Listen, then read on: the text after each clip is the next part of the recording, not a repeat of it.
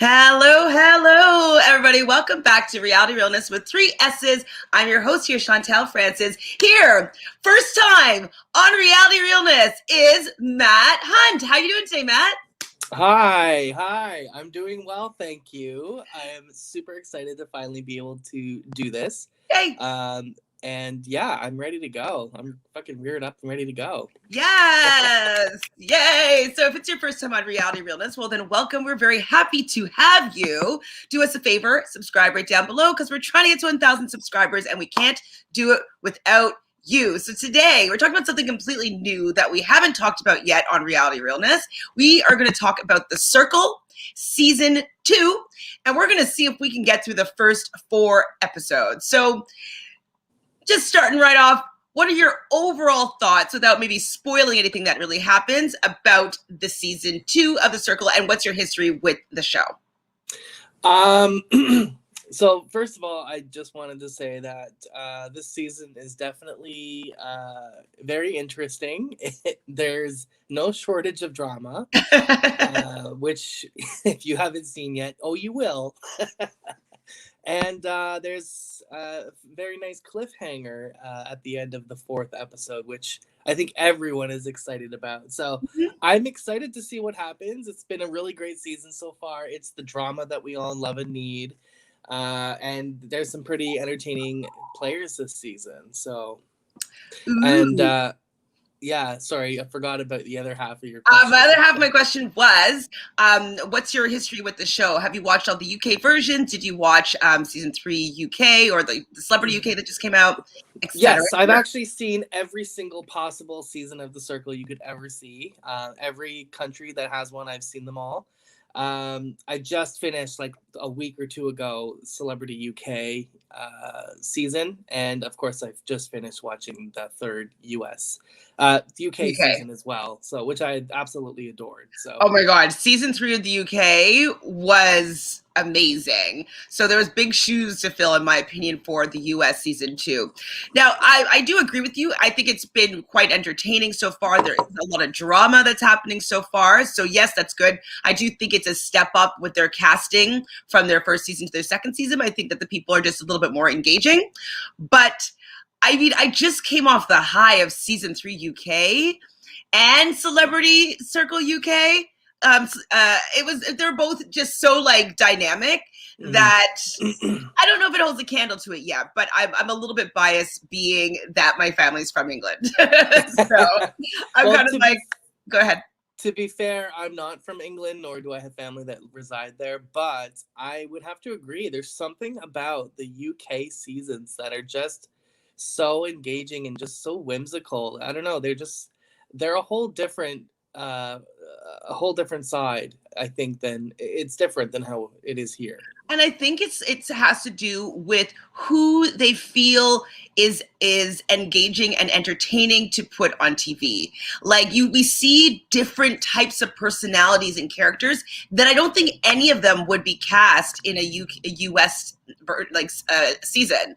And so I think that that's what it is. I think that, you know, and also it originated in the UK. So I had watched season 1 and season 2, and I was like, oh my god, this show's amazing, before it was even like a big hit. And then it, like, everybody saw it and heard about it and was like, oh my god, it's amazing. And then the US decided to go piggyback and jump on the bandwagon and create their own. But I don't think that they get the essence fully of what makes it so special. But this is a valiant effort for sure.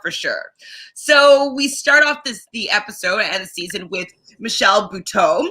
So she is the host, and this is something that I think is very common with a lot of British reality television shows, is that they have a narrator that's a comedian. So Michelle is a stand-up comedian, and she kind of goes through the different episodes and has her own little quips and remarks on the different players or the different things that are happening. So she ends up being, I would say, the 9th member of the Circle. What do you think of Michelle? Like, do you enjoy her as a comedian, and as compared to even the US, who I think has a man as the narrator, but Emma is the host, if I'm not mistaken. It's 2 separate people. No, so it's still a woman on the UK, and she's got a really very thick accent, but she's absolutely hilarious. In terms of Michelle, I think she's doing a good job, but I still think that there's an extra layer of humor to the host on the UK side. That I don't know if it's just because of the accent or just quick whip sarcasm and sass that I think is kind of. I feel like Michelle is toning it down a little bit. That's the only thing I can say about her. But otherwise, I think she's doing great. Yeah, I think I'm trying to figure out what the difference is. I don't know if you watched it, but I also watched the Drag Race UK that just finished a couple weeks ago. And I think it may be that UK humor isn't mean.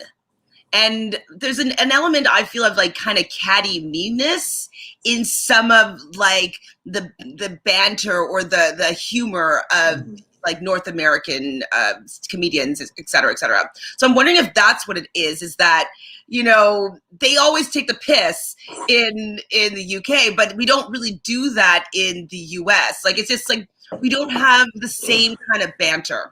So I think that's what the problem is. We don't have banter. I agree. Even though we're Canadian, but we have no banter comparatively.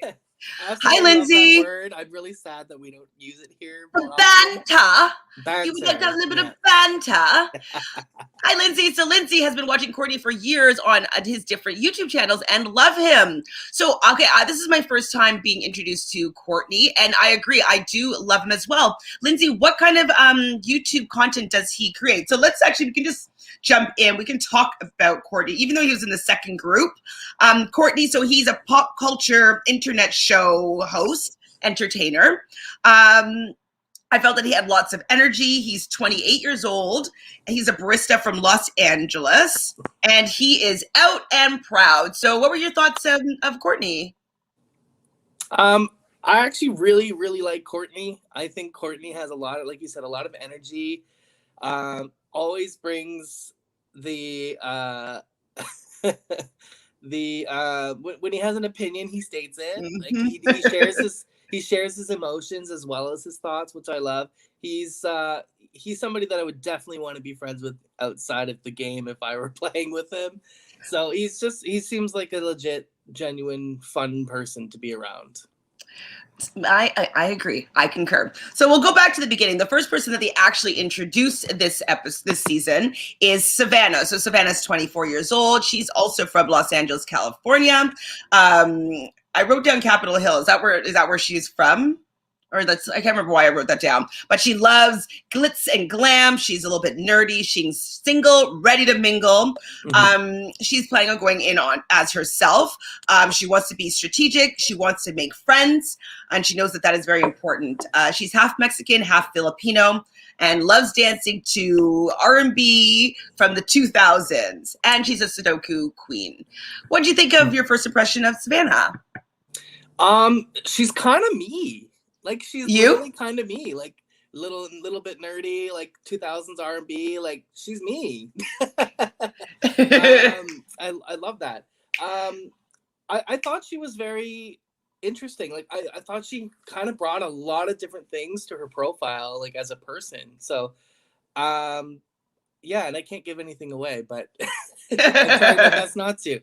But yeah, she's very interesting, and I think she's a character who you aren't really expecting, you know, because there's no denying she's a beautiful girl, but she's not like what you would consider just a normal, what I guess we'll just call it basic bitch, I guess.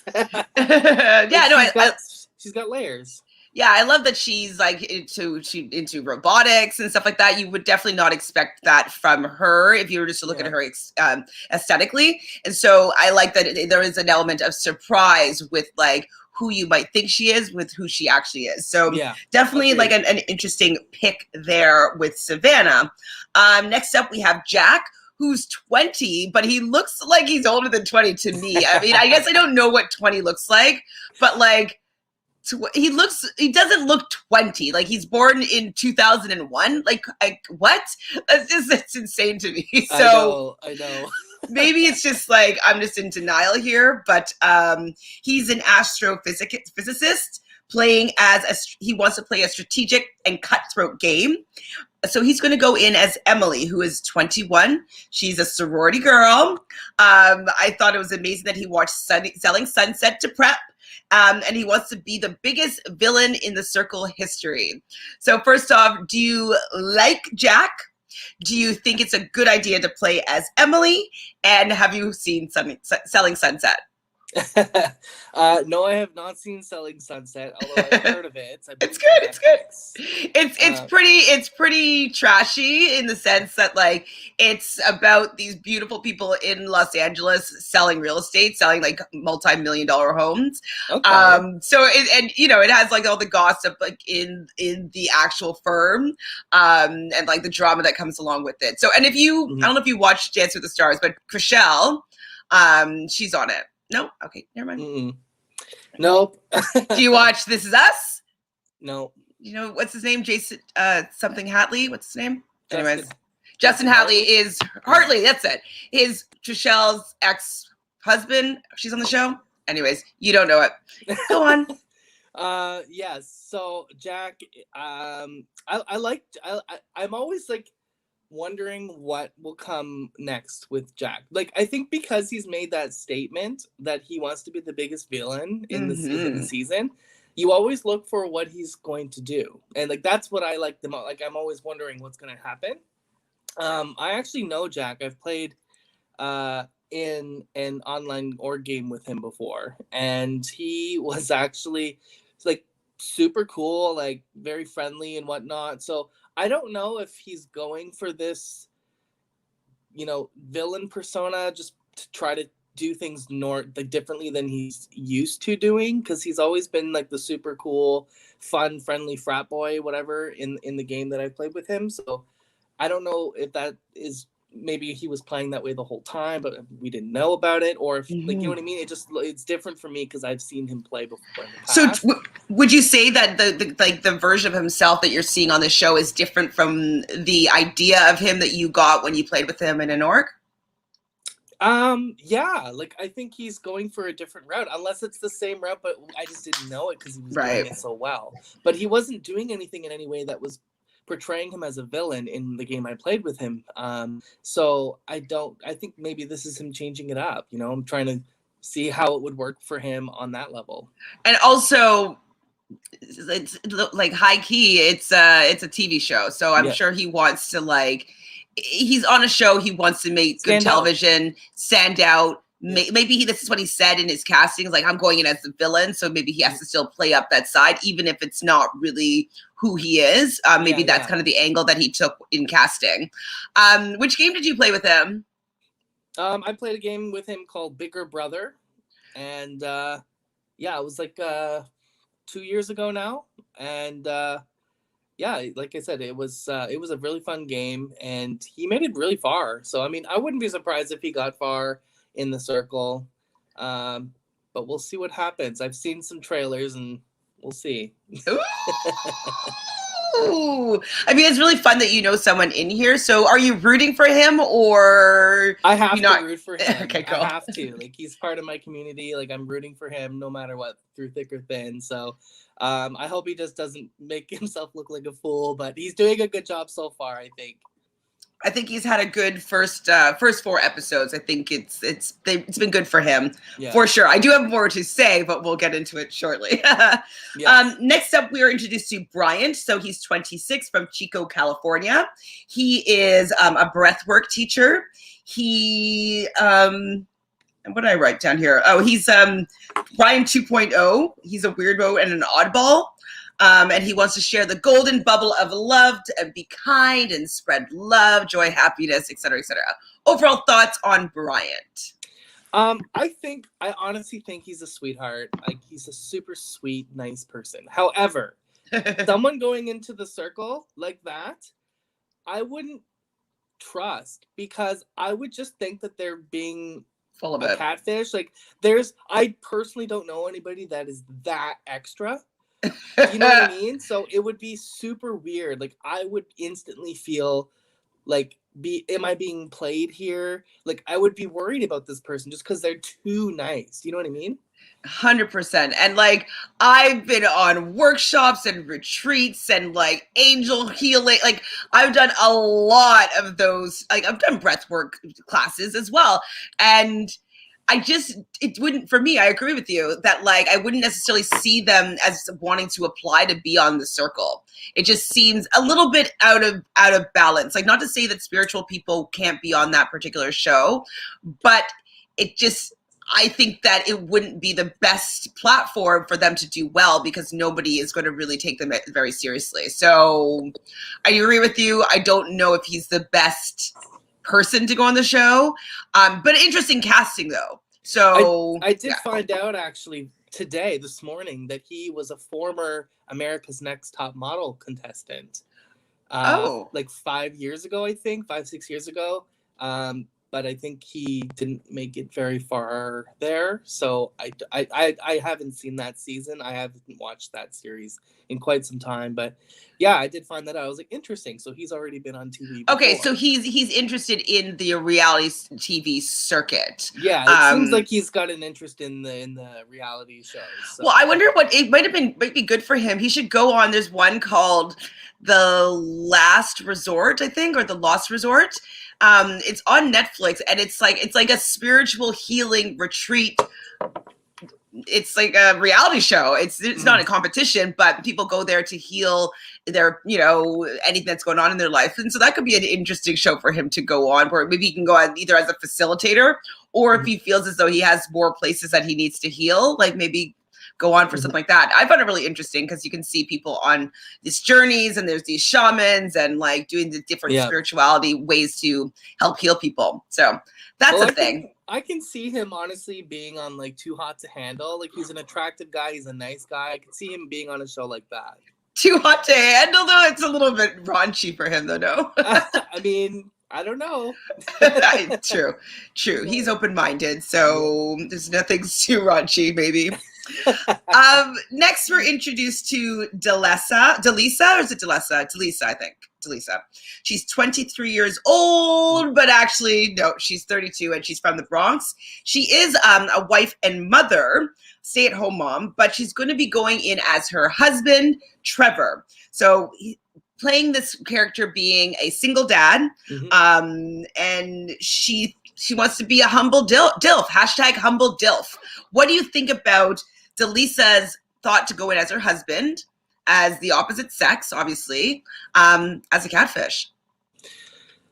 I found it, at first I wasn't sure like why, but like at the end of it, I'm like, okay, I see what angle she's playing here. Like, I think I'm, without giving anything away, I think she's doing a really good job. But yeah, I think it's great. I mean, the single dad, everyone's like, oh, the single dad, how cute. You know what I mean? Because, everyone's seen the single mom all the time. So here it's like a single dad. So it's kind of a change up a little bit. And it's a different perspective, I think. So I think people are kind of intrigued by that. Me too. I like that idea of going in as her husband, because I always come from the school of thought where you should really go in as yourself if you can, because it's just to make a three-dimensional person.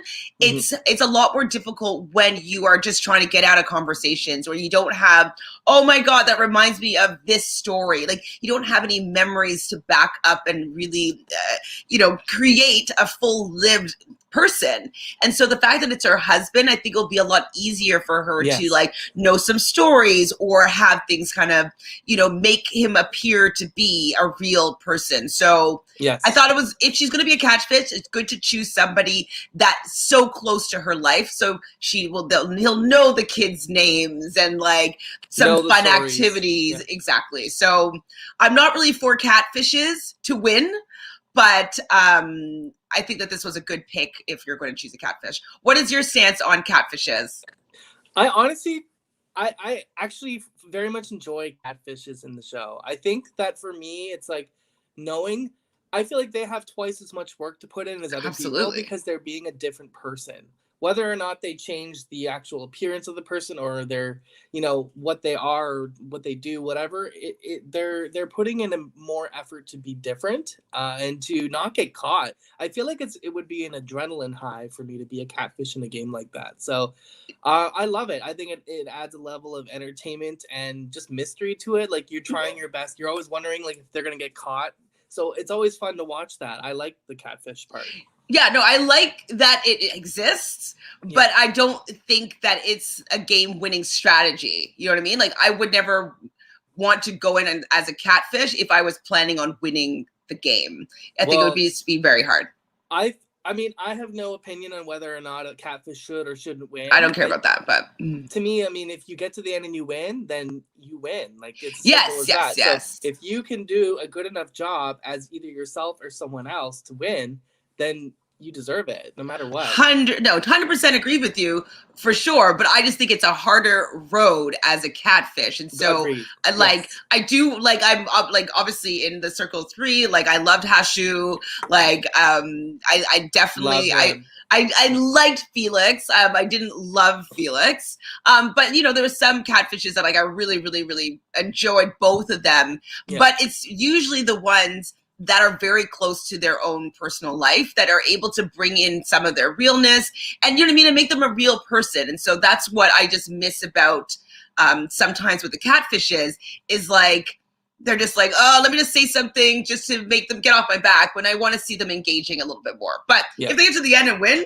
hands down, like, it's a harder road. And I also wonder if the producers force some people to be a catfish. I'm like, hey, we want to put you on, but only if you're going to be a catfish. I wonder. Well, I've always wondered that, like, myself, like, if you're going to be a catfish, like, do you pick your catfish first? Do they pick one for you? Like, you probably put in your application who you're looking to be, and where do they get all these photos from? Like, if they are a catfish and do they have to get permission from the person that it actually is? Like, all that. Do you know what? Sure.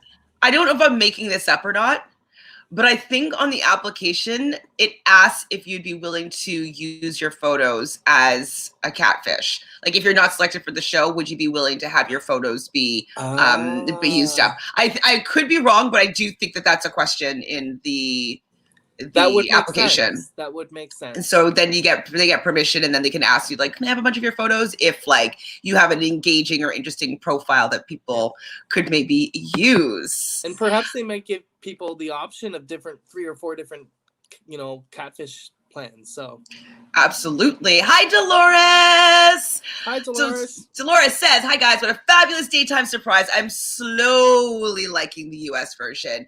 I mean, wait, Dolores, did you watch the US season, or the UK season 3 and the Celebrity Circle UK? Because they were both great. I'm slowly liking this one too. It's better than season 1 though. I heard rumblings that Vitham wanted to go in as a catfish, and they said, no, go in as yourself.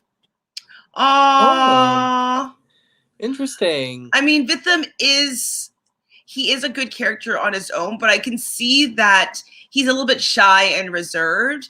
And I think that he maybe would have wanted to like play a bit of a character that's a little bit different than himself, someone popular, someone, you know, like this, like that, and maybe see if that would be a winning strategy. So I can understand why Vitham would maybe want to play as a catfish of somebody more maybe popular or outgoing. You did? Okay, good. Us too. So after the first 4 players were introduced to the circle, they have a circle chat with them. And so I was surprised that they didn't start like, hey, first 4 alliance or anything like that. They weren't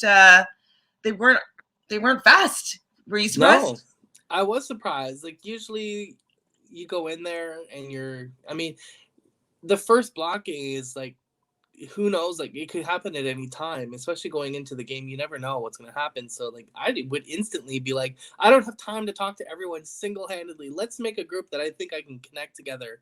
And it's usually, in most cases, guys and girls, right? They tend to do their own thing. So but yeah, I definitely, but there's also a lot of things, of course, that we don't see, and that, you know, they've condensed everything into one little episode. So who knows what's happening. I was also surprised that Savannah didn't want to write first. I was like, Man, like I would be like not super fast pouncing, but it would be the one time where it's okay to be like, "Oh my God, guys, so nice to So meet excited. you." Yeah, like it's so easy to say something, but to be like, "Ooh, let me wait for someone else to talk," I'd be like, I I don't know would, why that yeah. would be a concern. Like you said, I would.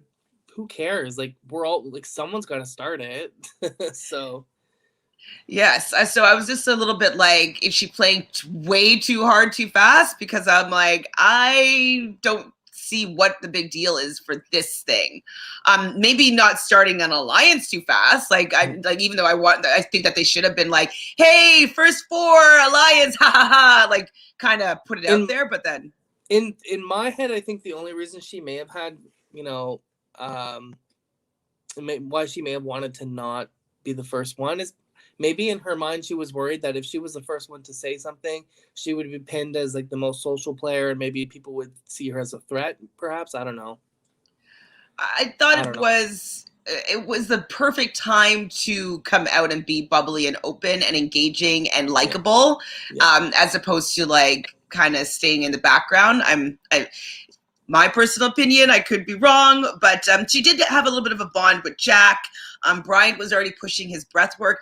And that's a thing, is like, I believe in it. I think that what he's doing is amazing. I think he's a really nice person. But it can be a little bit polarizing to be so love and light all the time, that I'm wondering if he didn't consider that people might not be offended, but just feel uncomfortable with being in the company of somebody that's so good and so pure. Yeah. You know? I definitely would be one of those people, because like we're human beings and there's more than one emotion, and it's great to be positive and whatnot, but in general there seems to be a level of normativity when it comes to emotions, and that I think I would have instantly thought he was a catfish. Yeah. Like I said, it's just not something that I think I'm used to. Like seeing like someone who's super happy and like love, like I could see back, with the hippies and whatnot in the 70s and all that stuff and the peace and all that. But like this day and age is a little bit different. But I know those people are obviously out there, and that there's very like spiritual people. But I think that most people would find that a little off-putting, or just a little like suspectful, especially in a game like this. I know. It's kind of like if you're like, I know that they were playing as a priest, Tom, in the season 3 of the UK version, but like I would be a little bit like, I don't know if I want to hang out with a priest. Like I just like don't want my me to be questioning my morals all the time, or like I don't know. It just like kind of like. It's like, do I really want to play a priest? Like they weren't even given an option. Like they were like, you are now Father Tom. Here you go. And I'm like, Wait, I thought they had to choose between two people, didn't they? Am I making that up? Maybe they did. I can't remember, honestly. I can't remember either, even though it just like ended last Friday. I know, like what? I think they chose between two people, but I could be wrong about that as well. I'm not sure. I think you're right though. I think it was Tom, and then I think someone else. I don't remember who though. Maybe like an old lady or something. I can't remember. Dolores, who did they have to choose from? Do you remember? So they had the second round of I was going to call them house guests. Second round of circle. What do they call them? Circle chat people? Circle members? Anyway, so Teralisha. Yeah. Family. Circle fam. Circle fam. She's from Dallas, Texas. She's 34. She's a substitute teacher. She is considered the cool teacher, has blue hair. Math was her strong point. She's a vegan and a Leo. We definitely can tell she's a Leo for sure. Right, Dolores? Dolores is also a Leo. What do you think of Teralisha? Loved her. Honestly, loved her. Loved everything about her. I absolutely love her hair too. I was like, oh my god, I'm obsessed. Me too. Love her character, and I don't know how much we're allowed to say during this, like without spoilers, but I am absolutely loving her in this game for many different reasons, which I'm sure you understand why. Yeah, so we understand. We're getting there. Okay, we're gonna blow through it. We're gonna get to it. I promise. Laura says, I like Bryant, but I had a feeling from the moment that he spoke that he would not make it. Exactly. I think that he needed to do a little more research on the game. I don't think that he did. Absolutely. Like, I think that he was just a character on the show, but he wasn't really playing to win. And that's, like, you need to want to win to be able to do well in the circle. Mm-hmm. No, they were told who Father Jack would be. Father Tom. Yeah. Tom. Okay, Tom, not Jack. Really? I feel like they chose, but I maybe I'm mixing up something. Or maybe it was because the other guy came in at the same time. Maybe the other guy chose between two people. Anyways, I don't know. Yeah. I don't remember. We next see Lee. He is a 58-year-old author from Texas. And he's actually been writing as a woman for his whole career. So he says that he's the original catfish here by being a ghost writer or ghost rights. I don't know what tense to use. 24-year-old River is a gay waiter and a student who he decided to use as his profile. He is going in as a catfish. He wanted to be recently single as River, so people wouldn't necessarily talk about his or flirt with him or maybe want to get in a relationship with him. And because he's an older person, he asked his niece about lingo and hashtags and stuff like that so he could be in with the cool kids. What did you think about Lee and his profile, River? I think it was very tactful of him to go in as a younger gay man. Like, he stayed true to himself as being, still a gay person so that he has that to kind of go with. In general, it does seem that the older people don't last as long, maybe just because of the generational gap. People may not connect with them as much, the younger crowd.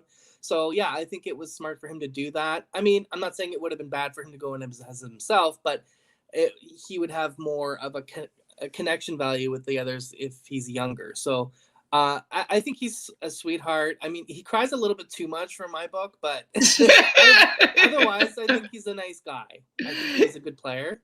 Yes, I do too. I think he's a nice guy. I think it's smart, like the fact that he's a writer or an actor are good people, I think, to be playing catfishes because they know how to bring emotional life to fictional characters. And so, the fact that he's a writer and like he's going to be able to make a three-dimensional human being here with River, and he knows who River is, and so he will be able to kind of pull on maybe things that he knows about the person whose pictures he is using. So I am definitely interested to see how well he plays River at this point. Then we find Chloe. So I'm taking it you did watch Too Hot to Handle, but we have Chloe here. She's 21. I thought she was already 21, but was she 20 when she was on the show? Yeah, she was like 19 or 20, perhaps, I think, when that came out. Well, Too Hot to Handle, it only came out like last year. Oh, was it 2020? Like 2020 is such a blip. Well, the same time that Love is Blind. Love is Blind, like that. I think it came out around that time. So it would have been about a year ago. Filmed before, so she would have been probably 19, maybe just 20 when that came out. That's so true. I just 21 is so young. So I'm like, oh, wasn't she on the show like 5 years ago and she's still 21? But I guess it was probably about a year ago that it aired, maybe a little bit about a year ago. And then, you're right. It probably filmed next 2019 fall or something like that. So she's from Essex, Too Hot to Handle. She has a lot of energy. She was a very likable person on Too Hot to Handle, but I wouldn't necessarily be casting her to bring on this show. I guess maybe Netflix really liked her. Like, why do you think that out of all the people on Too Hot to Handle, Chloe was chosen to come on the circle?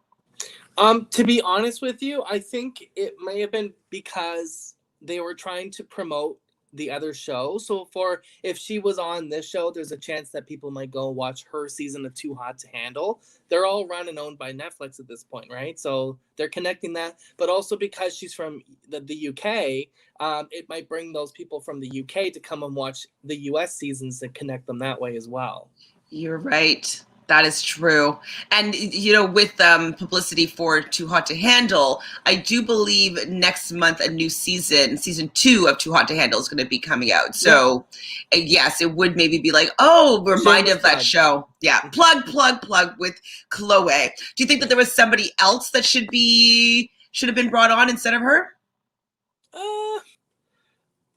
No, I mean, I really don't think so. I mean, there's other shows. I mean, they could have really picked anybody, but Chloe is the one that I remember the most. I honestly don't remember most of the people from that show right now, so I remember her though. So she's definitely, I think, memorable. Mm-hmm. I remember her. I remember Francesca. I remember Kels. Yeah. Francesca, I remember was a David. I think that Francesca would have been great actually in this show because she was the person that was the most. What am I trying to say here? Like, she didn't take shit, right? She didn't give a fuck. She said what she said. You know what I mean? She didn't care what the others thought. So I could see her being cast in here specifically because if, someone said something wrong to her, she would jump in and the drama would ensue. So I could see Francesca coming in as well. Speaking of Francesca, I believe she's engaged to a woman now, which is really interesting. Yeah, or at least dating. I could be making up that she's engaged, but she's dating a woman. I believe the woman is from the UK as well. Her name is Demi. I can't remember where Demi's from, but I thought that was interesting. So maybe she couldn't come because she's kind of all booed up. Maybe. Yeah. I wouldn't be surprised if she was asked to do it. Yeah, me neither. She definitely was a hit, I would say.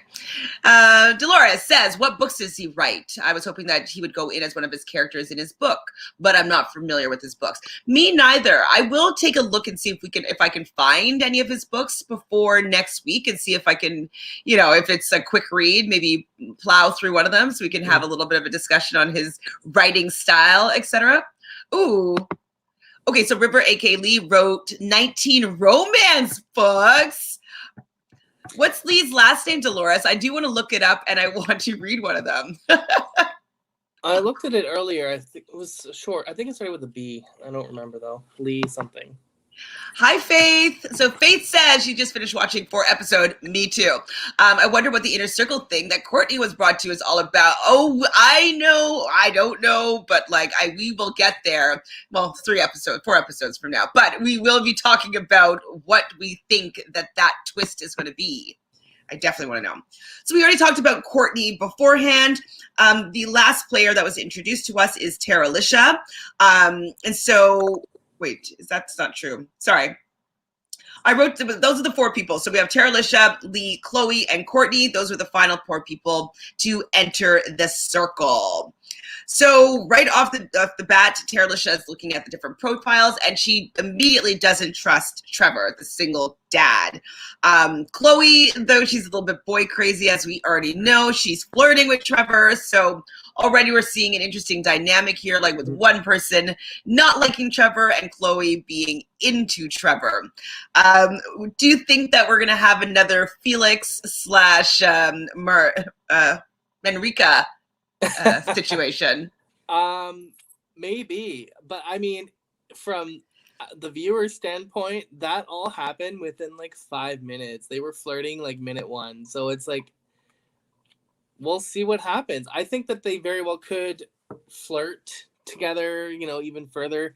At the very least, they can work together if there's a level of trust there from the flirting. So we'll see. I mean, I don't know if anything will top the whole Manrika and Felix thing, but who knows?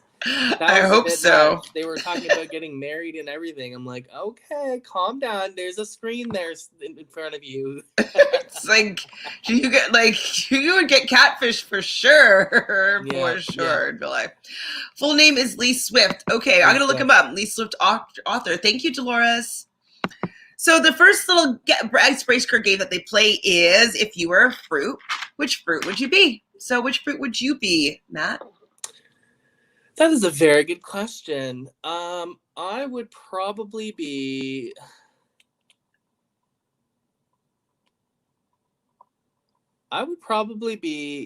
a watermelon. Oh, okay. Why would you go watermelon? I'm big and voluptuous, Ooh. and I am soft and sweet on the inside. And sometimes you got some seeds you want to spit out. No, I'm just kidding. Seedless. You are not Seedless. wrong. Seedless. Full of seeds. Okay, I didn't even think about what I would be, but I mean, my favorite fruit is probably pineapple. So like pineapples are kind of prickly on the outside, so it says like maybe stay away, but on the inside it is super sweet and juicy, and so that's me. And fantastic on pizza, girl. Yeah, Canadian, fantastic on pizza. I do order on the regular, maybe I'll do it tonight, I love hot pepper and pineapple on my pizza. So yeah, I love a pineapple. So that's me. So pineapple and watermelon. What about you, Dolores and Faith? Do you guys have a favorite fruit or fruit that you'd be? And Lindsay. So, okay, so what happened next? So says who? Okay, so they had to do some more icebreaker games where they had to guess which player it was that said these two things. They decide between two different people in the circle. So the first one is, my partner's mom walked in on us as I was losing my virginity.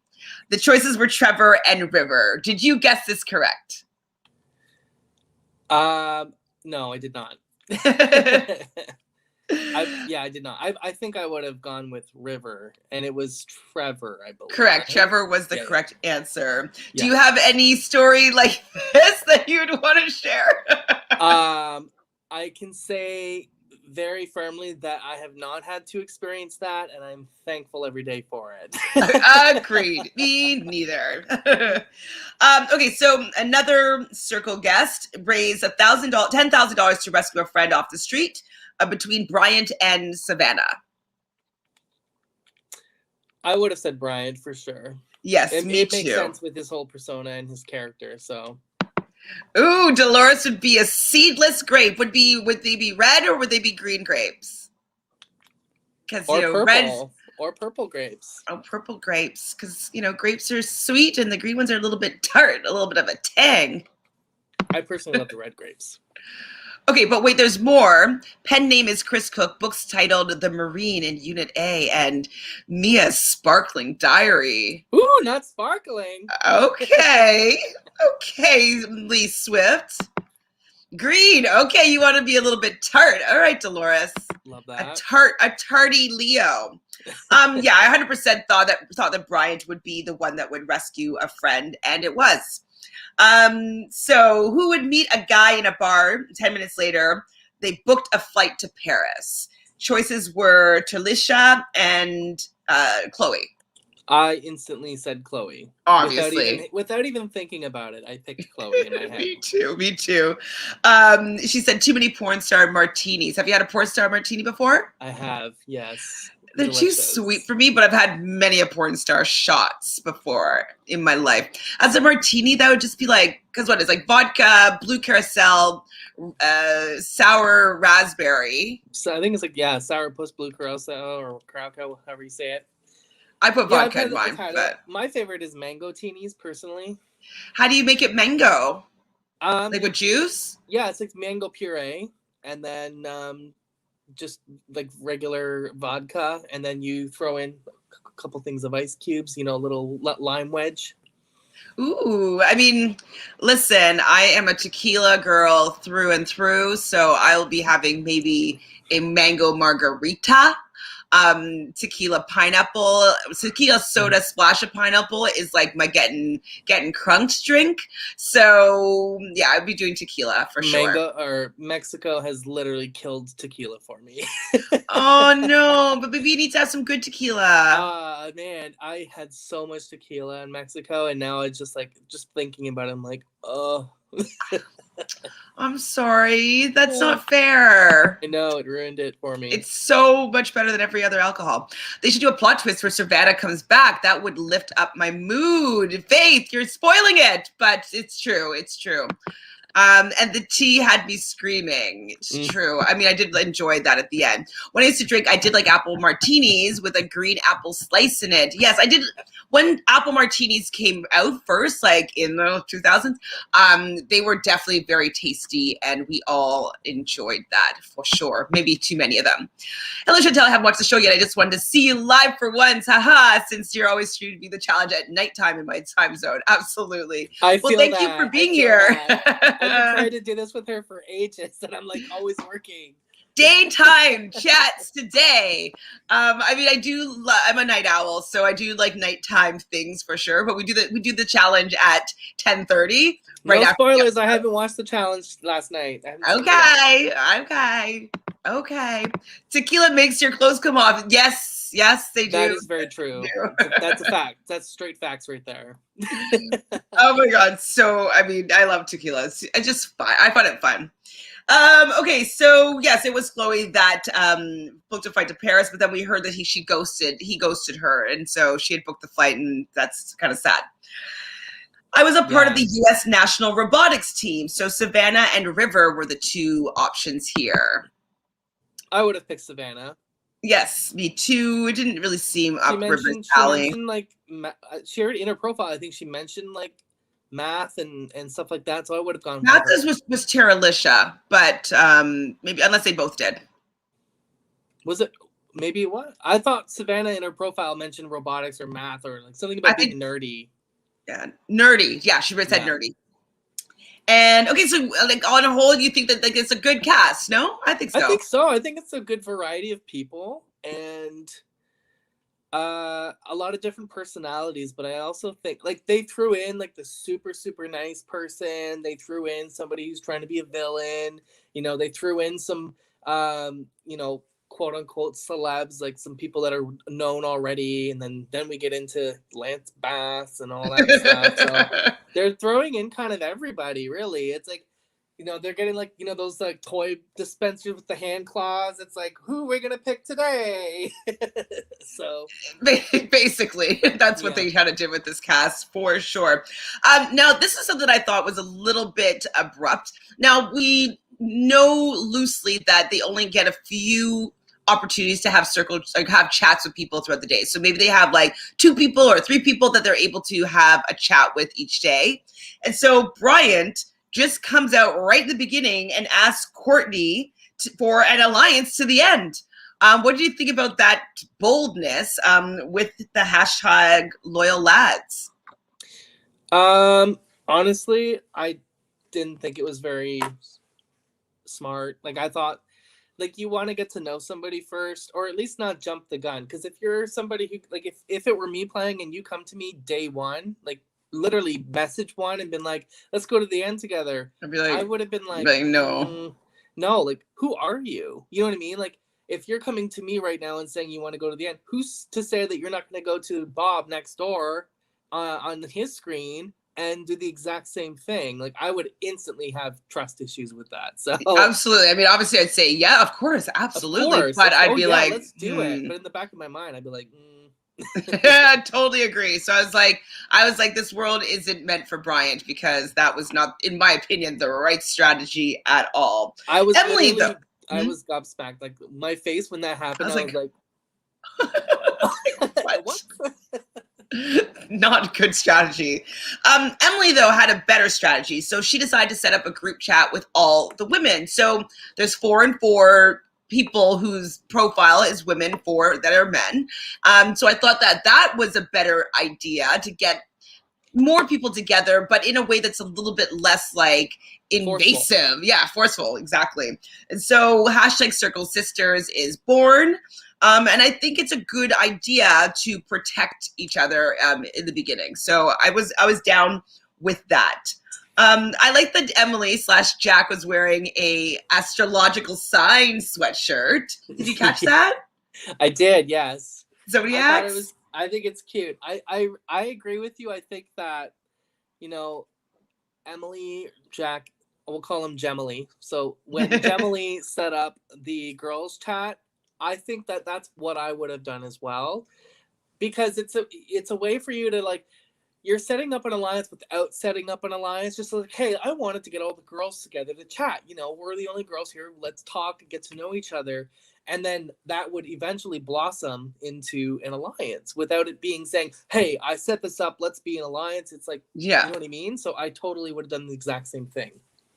Make the situation happen and allow maybe somebody else to bring up, like, let's all work together 100%. Yes. So I thought that this next thing was a poor move and a bad miscalculation on Savannah's part. She was feeling a little bit sus about Trevor and his profile, which was a good read because it was being played by a catfish. She didn't like that Trevor kept on being like, hashtag I'm a fun guy. She thought it was a little bit off-putting. It was a little bit weird.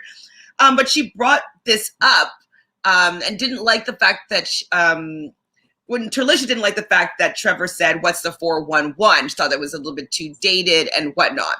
So I thought personally that it was a little bit early for Savannah to bring up somebody that she disliked. What did you think about that move? Yeah, well, first of all, the fact that Chloe had already had some sort of, flirting going on with him, I wouldn't have said it in that group setting anyway, because now you've got Chloe like, well, she's got confliction with that because she's already having good connections with Trevor. Maybe it was her play to put some doubt in Chloe's mind about him, and maybe she did want Trevor out. But to be honest with you, like, what's the 411? I mean, it's not that dated. I hear people say it. Maybe it's different up here. I don't know, but I don't think it's that dated. Plus, he's probably, if he's playing Trevor, someone in his mid-20s, late 20s. I don't know. No, it's playing 32. I think he's 32. Playing the same age. Yeah, like. Okay, well, 32. I mean, come on. You've had a landline. 30. It's not like he's 20 or 21. So yeah, I think that it was a bit weird that maybe it's because Savannah was so young. I don't know. But yeah, I don't think that was a good move, especially in a group setting. Maybe one-on-one separately, but to bring up some potential doubts, or at least do it in a way that wasn't quite as abrupt, just kind of playfully bring it up. Not like maybe be like, oh my God, I can't even believe that. He's so silly or whatever. And just like maybe in a joking fashion to see if anybody bites. But Chloe immediately clocks it that she didn't like that they were already turning on Trevor. That was her immediate reaction. Yeah. And I don't particularly find Chloe to be that strategic and that like smart in that like maneuvering way, but she's really good with her instincts. And her instincts were saying like she didn't like that. I think it was a big miscalculation on Savannah for building trust with people to be already throwing out somebody's name that has that one, especially like you said, one person's already showing some interest in. So I thought it was a very bad move right off the gate. Agreed. So we get an alert. They're gonna have to rate the players. They didn't really show all the ratings, but we saw that River rated Trevor number 1. Savannah and DeLessa really liked each other. They kind of bonded over the fact that they both had some mixed feelings about Trevor. So they rated each other number 1. And Bryant voted Courtney number 1 because he's his loyal lad. So that's all they shared with us. But basically, the order of the circle was in last place. We were pretty much right off with like our impressions were Bryant. So nobody put Bryant in the top spot. Emily is in the 7th place. Chloe is in the 6th place. Courtney 5th. Courtney and River both in 4th place. Trevor in 3rd. Savannah and DeLessa are the influencers, and DeLessa took the 1st spot. Were you surprised by any of these rankings? A little bit, actually. Yeah, I was surprised to see Savannah and DeLessa up so high. Only because the interactions that I did see with them, the good ones were mainly with the girls at first.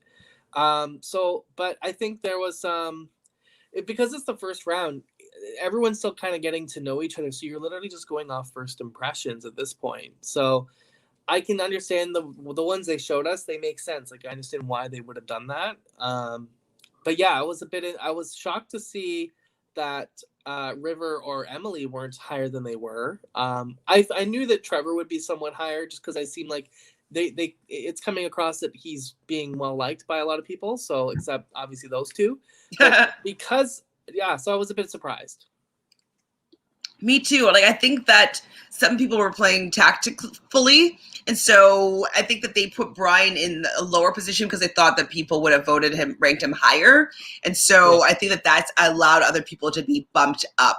Because I don't think that people disliked Bryant the most. I think that they thought that he was going to be the most liked. So I think that was I think everybody had that thought pattern, and that's why he ended up on the bottom. And so that's why everything shook out in a little bit of a weird way.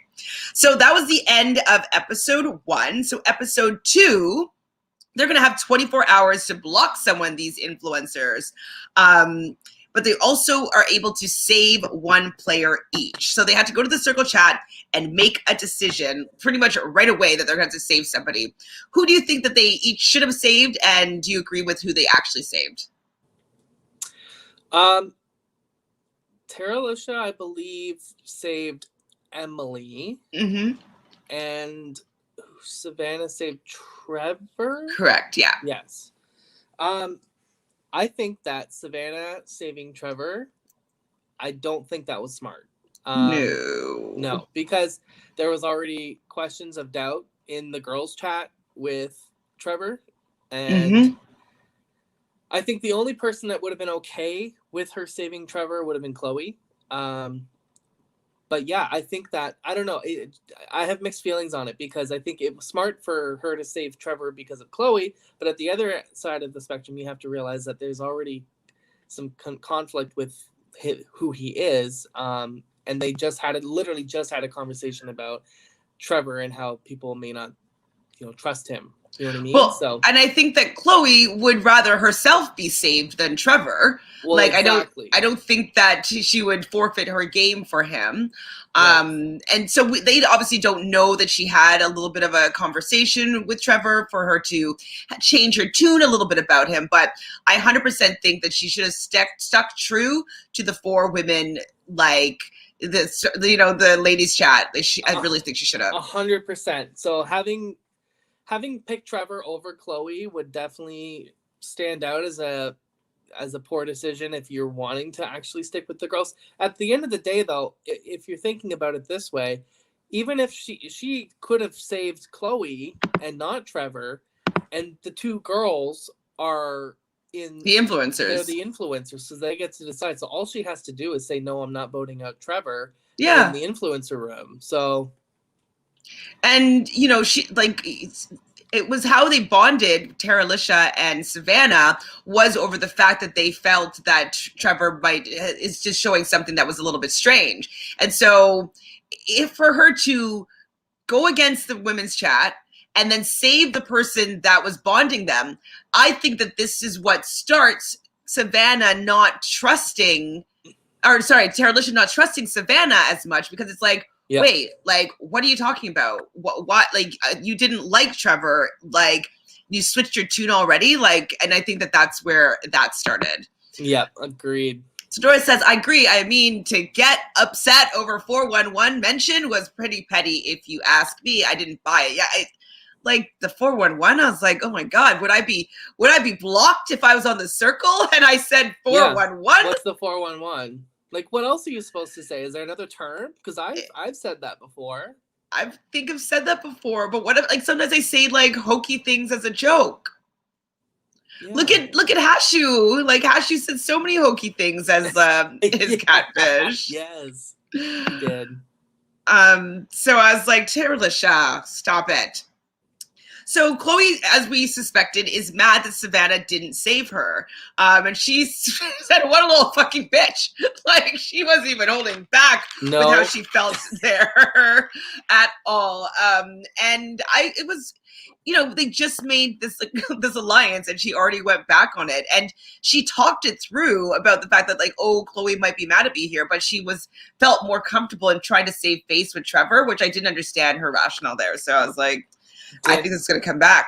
Like, as somebody who's self-proclaimed, a nerd and smart and, math and robotics, like, that wasn't a smart move on a social level. Like, there's obviously some, like, I understand why she may have wanted to save him, but it wasn't the right time. Like, if you were in this girls' chat, there's now 4 people in this group that you're trying to connect with and build a relationship with for numbers, and yet you go and save Trevor, the one person who they were talking about doubting in the same chat that very day. So I can totally understand why people would have suspected her or even doubted her after that. Yeah, I would not trust her at all.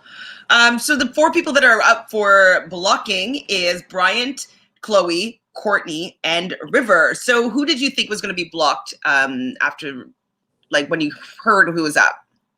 I for sure Bryant. He was Me too. already the lowest scored. I think that there was a level of concern being that, like people may have thought that he was too nice, like possibly a catfish. He was, a nice person. He went out of his way to raise $10,000. So as a person, obviously fantastic. But as a game player, to get to the end and win the money, he's too big of a threat. So too big of a threat, and like he's just too nice for a game that could have has deception in it. Like right. At least the catfishes, no matter what, are deception. So I think that people don't necessarily like their moral code being questioned all the time, even without him saying anything. Like, if I say that, he's gonna be mad or he's gonna think something of me, whether he is or he isn't. Like people just, I think, would probably feel like that. Yeah, and he's definitely one of those players that you would know that no matter what happened, he would be the positive light person. So he would definitely be good with everyone at all times, no matter what. That's true. So he would have too many connections later on, and he would be harder to get out if he started building more and more relationships with his personality. So it was a good move in my opinion, to get him out now. Yeah, I agree that Bryant, who I thought was going to go out, 100%. Before that actually happens, though, Chloe has a little bit of a talk with Emily, and she's just saying that Emily is not being the villain that I thought she was going to be. Gemily, as we were calling her. Mm-hmm. She seems to be quite flaky and wishy-washy and letting the other people make the decisions and not putting in her own. And I think that this is because she's playing as a catfish. So she doesn't have an actual opinion, and she hasn't fully developed this person to be like, what kind of position would Emily actually be taking here? You know what I mean? I 100% agree. And it's even said throughout some of the episodes, like, she's being too submissive. Like she's beating around the bush. She's like trying to get me to take control of the conversation and of the decisions. And that's very true. Like you could tell that Jack is clearly trying to keep the heat off of him in this situation. And so not really giving out too much information. But the way I see it is like, there's got to be a little bit of give and take, because if not, people are just going to think that you're too one-sided. Like you could be doing the same thing with everyone, just trying to keep yourself out of hot water. But eventually you're going to have to make a decision. You're going to have to control the situation. You're going to have to give them some information. So yes, like if you want to build bonds with people, you have to be honest and kind of vulnerable. Exactly. Yeah. And so this is where like that vapid, like one-dimensional character, it's kind of like, I don't know what you're going to do. So I worry that if he doesn't step it up, he's going to be in a little bit of trouble. And I actually really enjoy him. I really like his personality and his character, but I'm very, very nervous that people are going to get fed up with the fact that he doesn't take a stand. So that was the first time where I was noticing that about him. I'm like, whoa, I thought you were supposed to be a villain. Like, why are you being so like wishy-washy? Come on. Take control. Exactly. Stir the pot. Exactly. So there's a group chat that was started between Emily, Chloe, and Savannah. And so this is where I think a bad idea, and he didn't want to say anything in this chat because Chloe was kind of confronting Savannah about the fact that she wasn't blocked, and it kind of went okay. And I think that Chloe wanted Emily to be there because just so she could see what actually happens and goes on. I thought it was a good idea for Emily to be there. Did you have any opinion about that or no? I thought it was very interesting that Emily was there for that whole conversation. And as we talked about before, not much was said on Emily's part. It was literally just, I'm going to sit back and let them duke it out and hash it out and figure out what's going on. And there was no involvement in the conversation on Emily's part until the very end, just saying, I'm glad we hashed this out. I think it was good that, that information was known, I think, but was it necessary for Emily to be there? I don't think so. I think it must have been just to like have somebody witness what happens. And That's so true, yeah. for the truth to be like completely for the girls especially. Exactly. Yeah. So it's not like a he said, she said moment. Like there's a third person, Yeah. Impartial party that's able to be like, actually, this is what happened. So that's why I think she was there. But other than that, she really didn't do anything. Yeah. Bryant takes this as an opportunity to go and have a private chat with DeLessa, talking about cool teachers that changed his life and that he's also a vegan and a yoga enthusiast. And so DeLessa really thinks that Bryant deserves to stay after this. They kind of had a heart-to-heart. And so I was like, oh, boy, okay, so if he's staying, like who's going to go then? Chloe? Would they take out Chloe? I was starting to get worried for Chloe because I don't want her to go. But when she might not be the one, I was like, uh-oh, because I don't think River or Courtney are going to be going. So I was like, oh, Chloe, I feel like is the person that was left out. Do you want to get rid of somebody that might be kind of pissed off? I was like, uh-oh. I was a little bit worried. I definitely thought that it would have been crazy that, Chloe would be the first to go. Like, it didn't even cross my mind that would happen until it was actually at that point. And I'm like, well, she could go. She could. Mm-hmm. But, they only show so much of what happens in that room. So we only get so much information, right? Mm-hmm. So they always try to play it off like, oh, this person's going to go, but then the other person goes or whatever, right? So, but yeah, I wasn't surprised to see Bryant leave. I would have been absolutely surprised if Chloe left that round, for sure. I would have been surprised because I like her so much and she was probably an expensive buy to get on the show. So for her to go out first would have been like, she's coming back as another catfish because they're not getting rid of her that easily. I almost feel like they would have tried to convince them not to get Chloe to leave. So. That's another thing too. So I didn't think that she would actually leave. But I thought that she was in the hot seat when Bryant made the effort with DeLessa. And I'm always convinced, like, I'm always concerned, or like, I always try to consider, like, how much does the production team have influence on these decisions, or do they at all? Like, I don't know. Like, you never know, because some shows have that. There's a production that kind of steamrolls some of the decisions, or perhaps maybe they do, but we don't know, right, behind the scenes of what's going on. But I would have been shocked if Chloe had left, seeing as she was the, this season's big, famous person or whatever. So. Mm-hmm. I see that. So Dolores says, okay, Chloe, talk to me. Is that whole man crazy act a gimmick? Her persona? Is she really like that? She was like that on Too Hot to Handle. She was very flirtatious.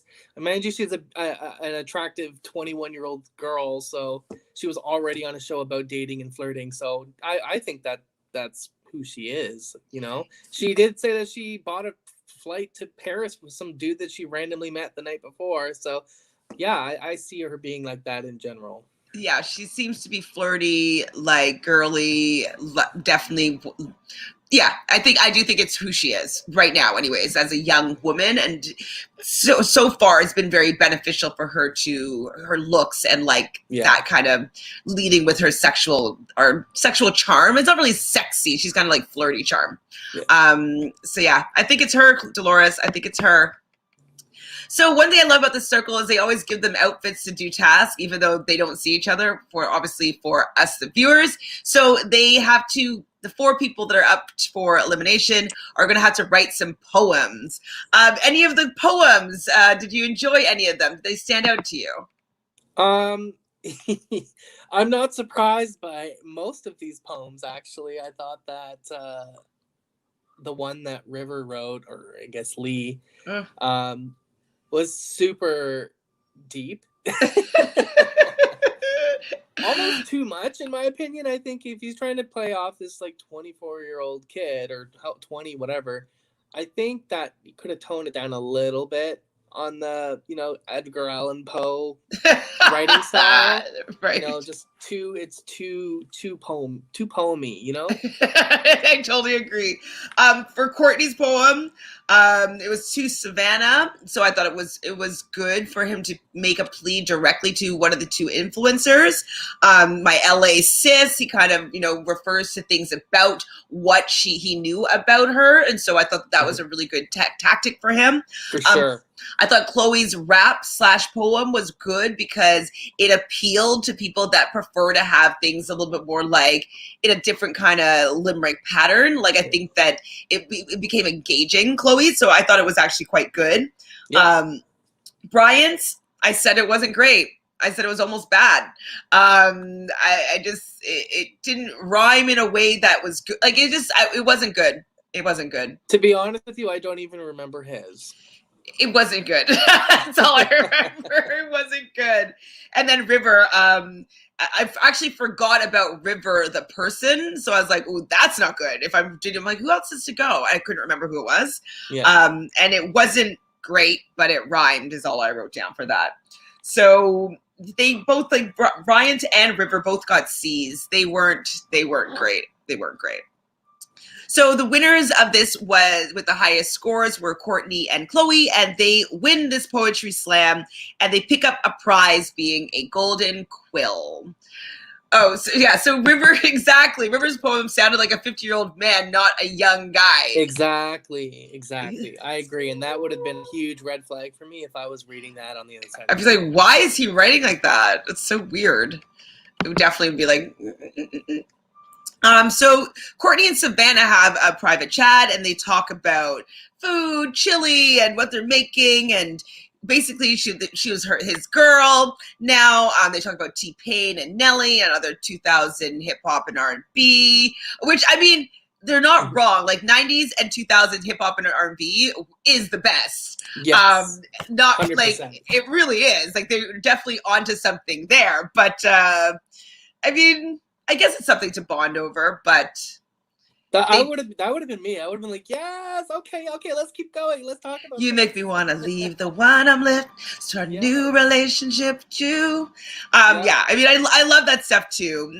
Cassie and Usher, for sure. They definitely bonded, and so they say, "You can trust me." And so I think that was Savannah saying, I don't know who said it to whom, but they did build a trust with each other. And so I thought it was an important conversation for Courtney, especially since he is up for nomination and Savannah is an influencer. Mm-hmm. So River also invites Tara Lisha to a chat. And in the chat, he says, hashtag JFTF. Have you heard of that hashtag? Nope. Just for the fun. Like, fun. Like, that's not a thing. But even if, like, even still, like, it's just for fun, not just for the fun. Just for fun, you know? I think I've seen JFF before, actually. Yeah. But I've never seen that before. And I would have been, okay, between the poem and between that hashtag. Oh my God, it sounds like my dad catfish, or something. Catfish. This is an old gay dude. Absolutely. He's not fooling anybody, I don't think, at all. But, you know, he does say, like, oh, hashtag Texas Sisters Rock. So he's kind of like playing into having some bonds with Tara Lisha. So I don't know if Tara Lisha would be wanting to vote him out right now with the fact that they bonding over just living areas. Yeah. Chloe invites Trevor to a private chat. I wonder if anything flirty is going to happen. Yes, she does. And Trevor, which I thought was interesting, because why would Trevor know about Too Hot to Handle? It doesn't seem like what Trevor, as a single dad, would be watching to be able to recognize Chloe. But he does recognize her from a show. She says, yes, I was on Too Hot to Handle. And he didn't get outed. Like, if I were Chloe, I'd be like, how would he know? I literally, as soon as that happened, I was thinking the exact same thing. I was like, how would he know? Like, this show is not aimed towards 32-year-old men, straight men, mind you. how would he know this as a single dad? It's not like he could say, oh, my wife watches it and I was there, or, my girlfriend. He's a single dad. It specifically says he's single. So either instantly I would have thought he's either lying or he's a catfish.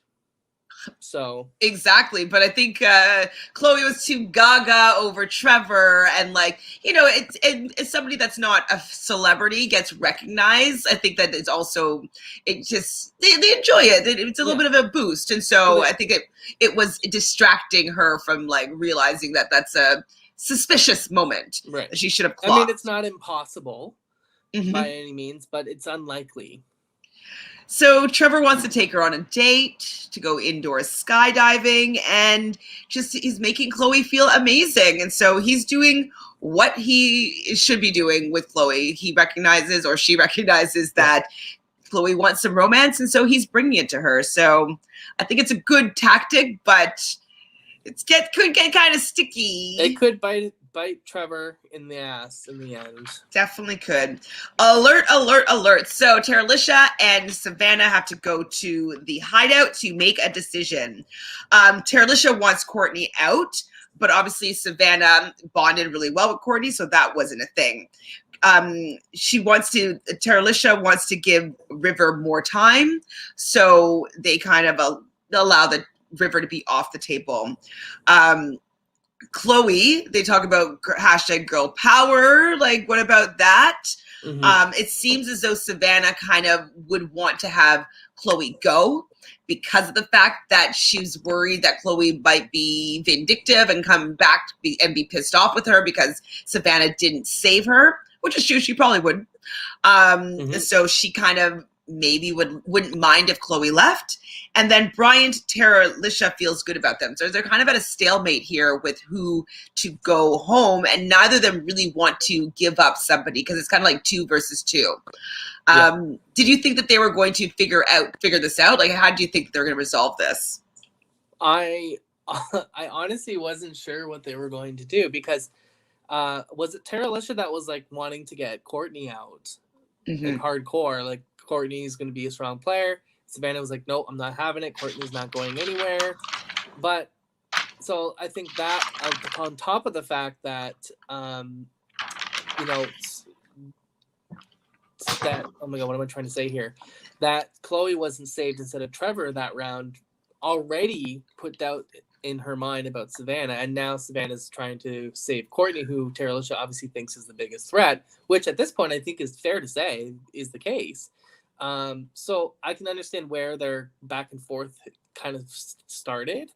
Did I think that they were going to sort it out? I think that they would have, at the end of the day, they would just want the easiest option to just for now to pass on to the next part. So I think it was a terrible move though for Savannah not to be 100%. I need to save Chloe. I made a mistake. I should have saved her that round. I didn't think that she was going to be this offended. I do not want her to think that I'm disloyal.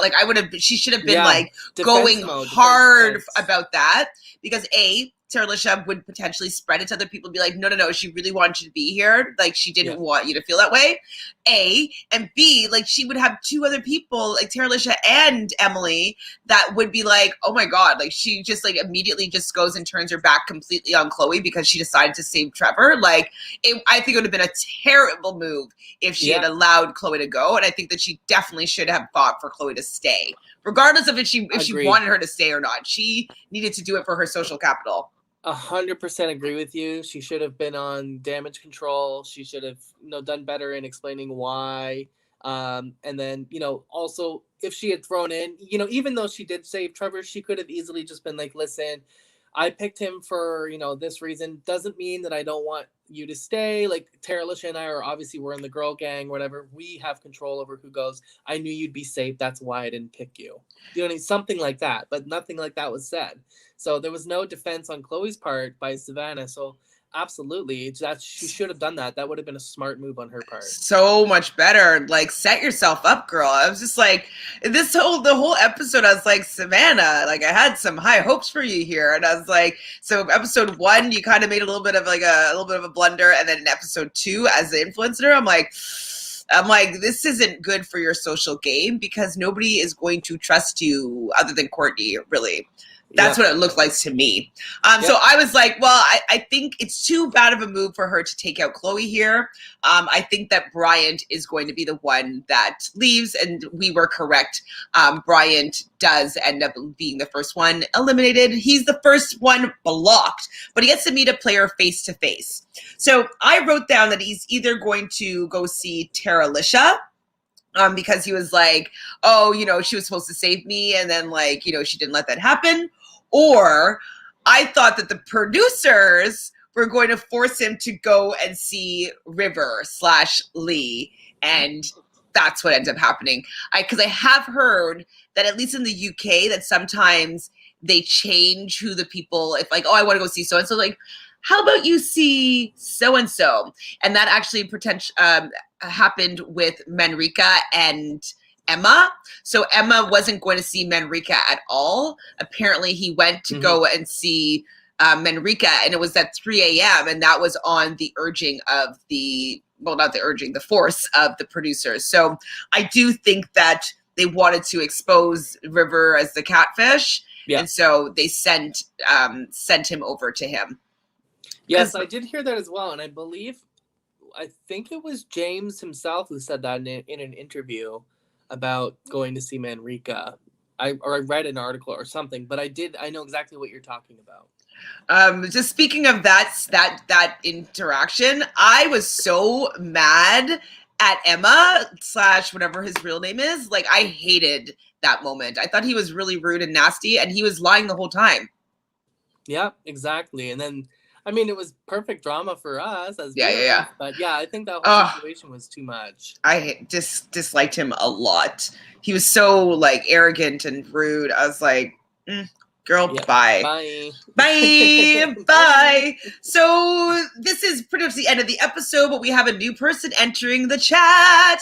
We have Lance Bass. He's going to be a new person in the circle. So episode 3 starts, and everybody's just buzzing and talking about Lance. Now, how on earth has Chloe never heard of Lance Bass? I know she's young, but they're really famous. Was still big in the UK, mind you. I don't know how big they are now. But 10 years ago, they would have been big enough. They would still be playing. Maybe they don't play them in the clubs or anything. I don't know. It's a different world over there in some cases. So, everyone here knows who they are because they are, American. So North America, we all know who they are. They're the big 3 boy bands. So, but in the UK, but you would still think that they would at least know NSYNC. Maybe not the person in NSYNC, but at least know NSYNC, right? So, especially spelled that way. You know what I mean? It's even with the asterisks and everything, or exclamation, whatever the hell it's called. It's an asterisk. I'm way too old to know One Direction, and I know what at least Harry Styles and Zayn look like. Right. So Zayn is the same, yeah. But you know what I mean? So if someone was like, "Who's that?" Oh, Zayn's coming in. I'm like, "Who's Zayn?" I'm like, "Oh yeah, One Direction. I've heard of that." Yeah. So I thought it was really bizarre that Chloe was so clueless to NSYNC. It's just very famous. It wasn't even just Chloe. It was Jack as well. Had no idea. He's like, who's Lance Bass? Wait, who? Gemily. Oh, Gemily. Oh, he's 20. So maybe they're just a little bit too young. Maybe. Yeah. But I don't know. I still think though that even though these bands are obviously early 2000s, late 90s, they're still played on the radio. They're still played sometimes in clubs, things like that. So I don't understand how you don't know. But maybe, you know what? It just could be because we were inundated with so much content there. It's surprising. Would she not know who Britney Spears is? Curious. But I've met some people that are around her age that have never heard of the Fugees. So I'm like, maybe I know, it's a travesty. Oh, I know. Clutch my pearls. I've listened to that CD thousands of times. I have a memory for each song. So yeah, the fact that they do not know. I was laughing at her mispronunciation of NSYNC because we are in the know. I mean, I think maybe like they don't get to know everything in the UK, but I agree. I think that Lance has an iconic face. He's been on stuff other than being just a boy band member. She did say like that he looks like a boy band person, so maybe she was kind of like, okay, maybe because he is. Well, to be honest with you, like prior to knowing Lance Bass's character, like I legitimately thought that it could be Lance Bass, because Lance Bass is known to be a reality TV watcher. He's a big fan of Big Brother, so I wouldn't have been surprised if he had gone in as Lance, as himself. He was recently on a show where he officiated somebody. I can't remember what it was. Have you seen? Do you know what I'm talking about? He was on some sort of reality show where he officiated a wedding. Was it not the Kardashians? I don't remember now. Dolores, do you know? So I have a feeling that they wouldn't know who the Beatles are either. Oh my God, yes they would, because the British are British. Yeah. Definitely. See, I could see Chloe would probably know the Beatles. You know, she could say, "Oh, my dad listened to the Beatles growing up." You know, things like that. Well, her parents could be fans of NSYNC, because legit, like her parents could be twice her age, and they would have been my age then, and they would have known who NSYNC were. We'd be the same age as NSYNC. We're all the same age. I'll give you guys my little claim to fame that I don't know if I've shared with you guys before, but when I was growing up, one of my best friends was on the Mickey Mouse Club, and so for her bat mitzvah, she invited the Mickey Mouse Club members over to Toronto for her bat mitzvah, and so I danced on her checkered dance floor with Justin Timberlake and JC Chavez, and so we're just like dancing. We're like, I was 13, he was 12, and I've met and bumped into Justin Timberlake multiple times, and we kind of had like a few little like, oh, I know you kind of moments, and I'm like, he didn't know why he knew me, but we were having like, hey, kind of weird stuff. And one time I actually body checked him running to the bathroom, and I was like, I would say something, but I really have to pee. So that's cool. I've definitely bumped into him for sure a few times in my life. So everybody's talking about Lance Bass. The news feed is updated. And, you know, Bryant is we see that it's him. And so everybody's starting to feel a little bit bad. Chloe says that we are horrible. He does tell them to lead with their heart, and he kind of sends it with a nice message. He's not bitter or mad at all. And so it was a nice moment to have the person blocked not be mad and bitter. Cause like sometimes I'm kind of like, it kind of, some people get really hurt by the blocking. And so I'm happy that he took it with such stride. Savannah, I'm heartbroken. I'm #devastated is what she writes. And it's kind of like, it was your doing, girl. Yeah. But this is because Lee/River kind of instigated and asking Savannah how she was feeling. Teralicia, though, starts to stir the pot a little bit and says, oh, I didn't want him to go. I clapped my hands at that point. I was like, yes, bring it. I was like... so excited. I was like, I can't wait to see how this turns out. It's not going to be good. And everything. But Teralicia, she's like, maybe I shouldn't do that. She's like, actually, I'm going to. Like, she has a moment of like where she should edit, and then she just like, let's just stir the pot. Let's go. I would have done the same thing. Just for the fun, right? Well, I think that both of them are not doing a good job of keeping their standing in the house. I was like, they didn't respond to this in a good way. They should have decided maybe together what they were going to say or something, but I thought it was a very poor, for the game, for TV, give it to me. But for the game, it's kind of like, I don't know if that's the best way to handle blocking somebody, because people won't be comfortable with giving you the power in the future. And so that was proven. That was proven, isn't it? It's going to be proven. Yep. So we are introduced to Lisa from Los Angeles. She's 42, and she is the boss of, or Lance Bass is her boss. So I guess she's his personal assistant or something like that. So she was a Pop-Tart, so she's around the same age as him. So she knows him quite well. So she decides to put up a photo of Lance and his 2 dogs, Chip and Dale, which was really cute. So Lance starts a little bit of a circle message, and he wants everybody to have brunch with Bass. And so they all, I guess they got ingredients to have like a brunch and make their own food, but everybody's making kind of like a fancy little meal. Courtney, waffles? Is everybody making waffles? I believe so, yeah. Gotcha. And in the morning, I'm making waffles. Who said that? It's familiar though. Shrek. Oh, yeah. I'm like, it's familiar, but I don't know why. So Courtney says that his favorite member was Lance. And so Courtney's 29, I believe. So I think that that's why maybe he knows who they are a little bit more. Like he was he's also a YouTuber and does celebrity things, apparently. Yeah, he's smart. That's true. He's into entertainment, so he knows who these people are. Yeah. DeLessa, though, another little opportunity to stir that pot, asks why is Lance there and what he's going to do with the damn money.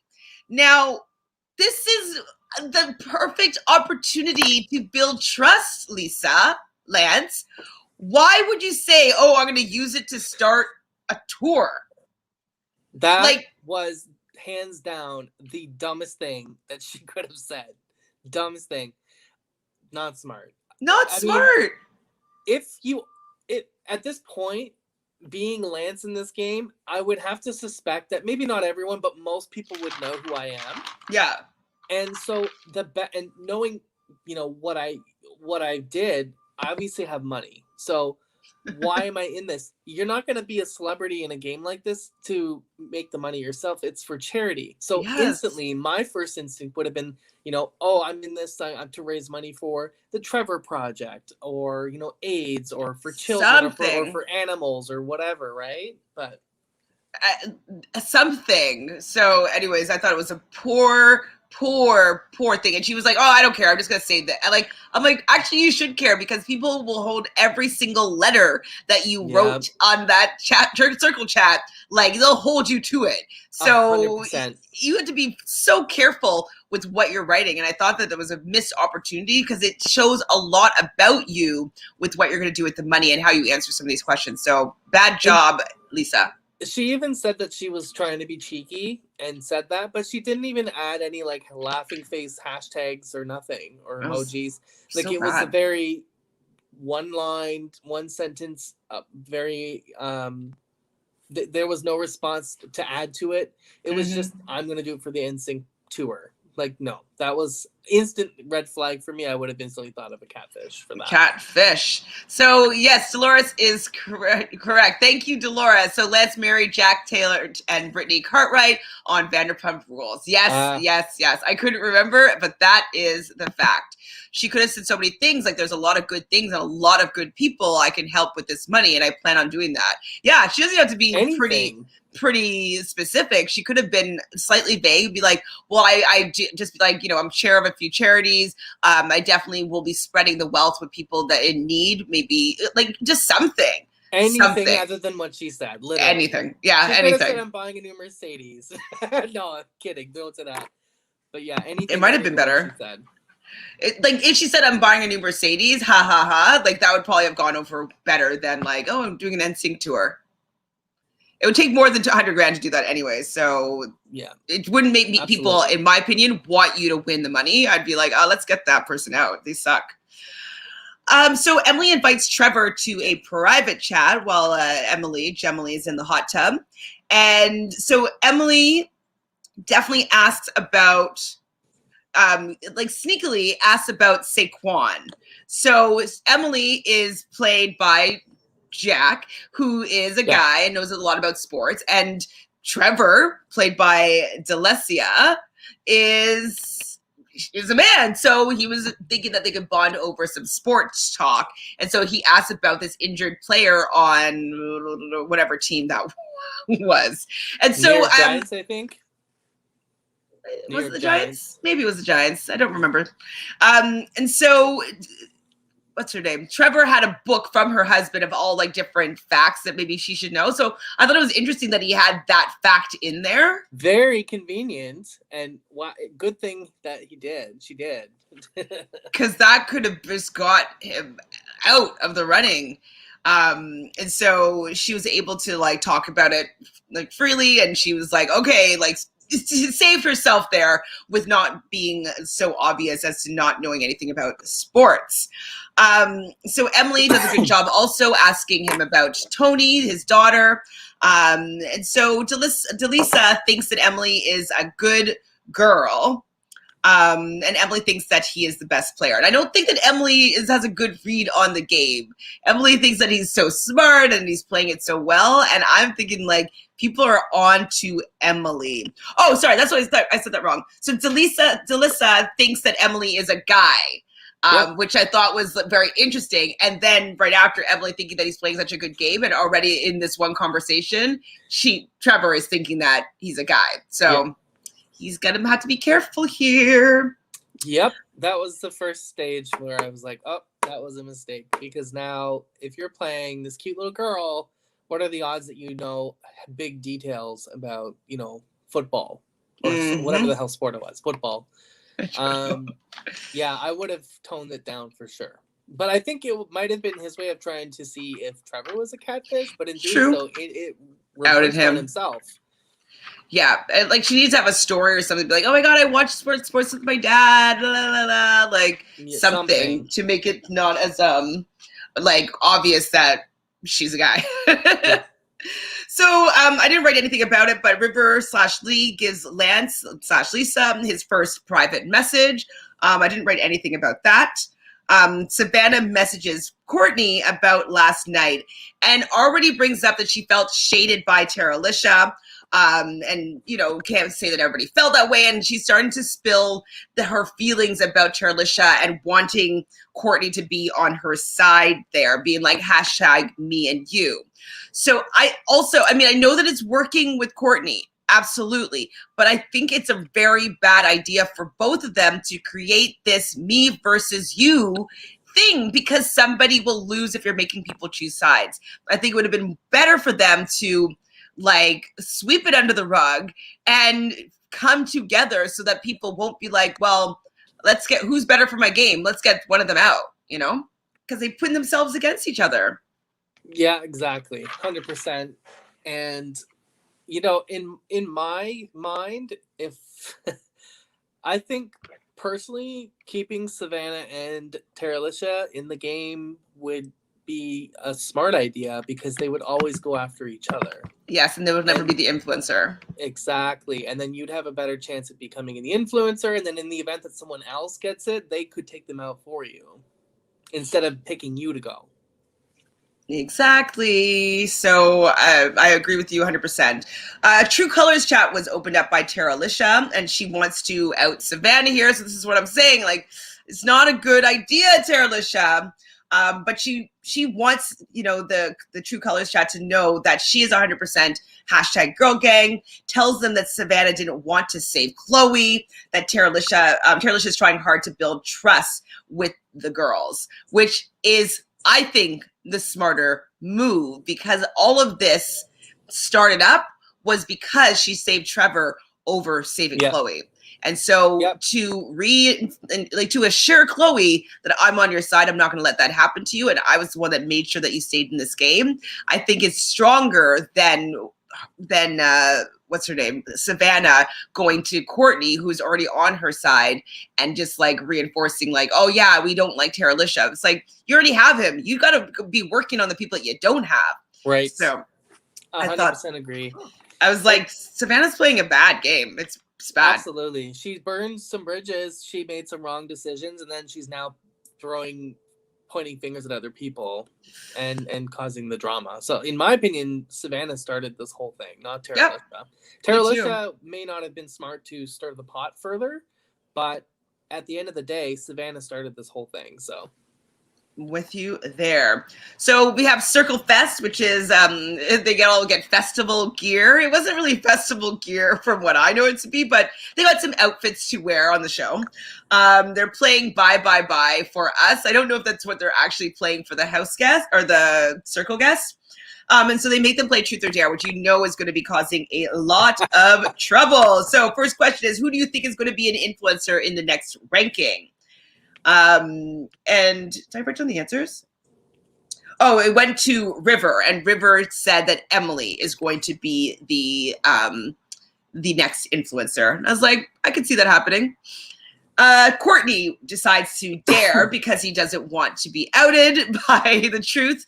So his dare was to put on as many clothes as he can in 2 minutes. Who cares? Whatever. So you got 12 articles of clothing on. Emily also chooses dare, and it's to send an emoji to her circle best friend, which I thought was interesting. And he sent it to Chloe, not Terralisha. So what do you think of him making that choice? Honestly, I think that in this situation, putting that friend emoji to Terralisha would have sealed the bond, I guess, with the girls, because there was already that confusion, and I would have explained to Chloe why I did that afterwards. Yeah, I think, though, the reason why he did it was I think because Chloe already felt expendable. And so maybe she was like, hey, like, I want to just show Chloe for sure that, like, I'm with her. That works too, because, like, with already what happened with them not picking Chloe to be safe, yeah, I could see that for sure. Her being like, hey, I got you. And not that Terralisha doesn't, but, or like, isn't a better bond, but like, because Terralisha did save Emily. And so maybe to give that payback, but I think it's more valuable for her to choose Chloe just because Terralisha is also in the hot seat and they have this whole thing back and forth with Savannah. So it would just look as though Emily was choosing Terralisha's side as well. Over Savannah. Savannah, which could be bad too. You're right. Could be. These are just thoughts. I don't know if it's right or wrong. So Terralisha chooses Truth. Oh boy. So who do you think is the biggest game player in the circle? She obviously chooses Savannah. Shade. Shock face. Oh boy, Shade is coming out. And then Savannah, which player do you trust the least? And she throws it right back, Terralisha. I was like, oh my God.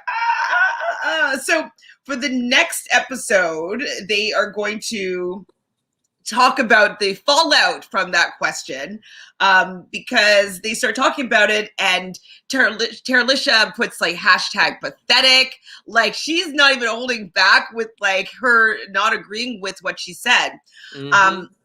But okay, so this is the next episode, and what's happened? Savannah, she decides to explain what happened, and Terralisha didn't really defend herself because she was like, well, it's so wrong, I don't even want to defend herself. Do you think she should have defended herself, or do you think it was best for her to let Savannah do all the talking?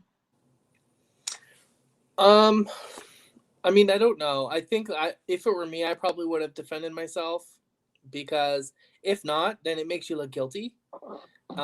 Also, this is your opportunity to give your point of view, your perspective of what's happened. Also, if you want people to pick between the two of you, you want to give yourself the better opportunity to be the one that people want to keep. So yeah, I probably would have defended myself.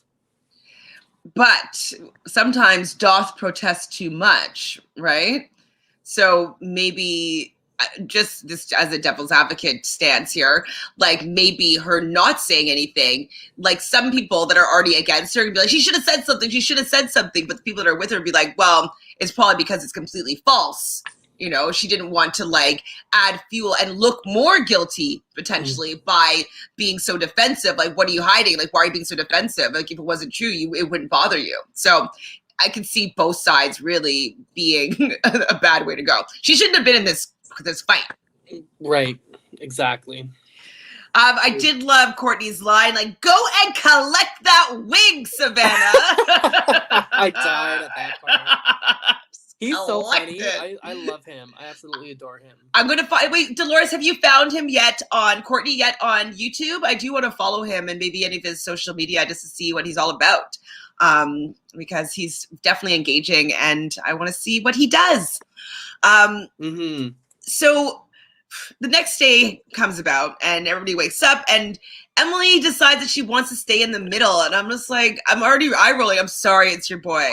But like, I'm just like, you can't stay in the middle in this. Like, it's too annoying. It's too annoying. It is. And everyone's picking up on that. And absolutely. Like, I understand what he's trying to do, but you have to give and take. You know what I mean? You can't just be the one to sit on the sidelines because eventually it's going to catch up to you. And if you've got no firm stance on anything, no one knows where you stand and you become a liability and you become expendable.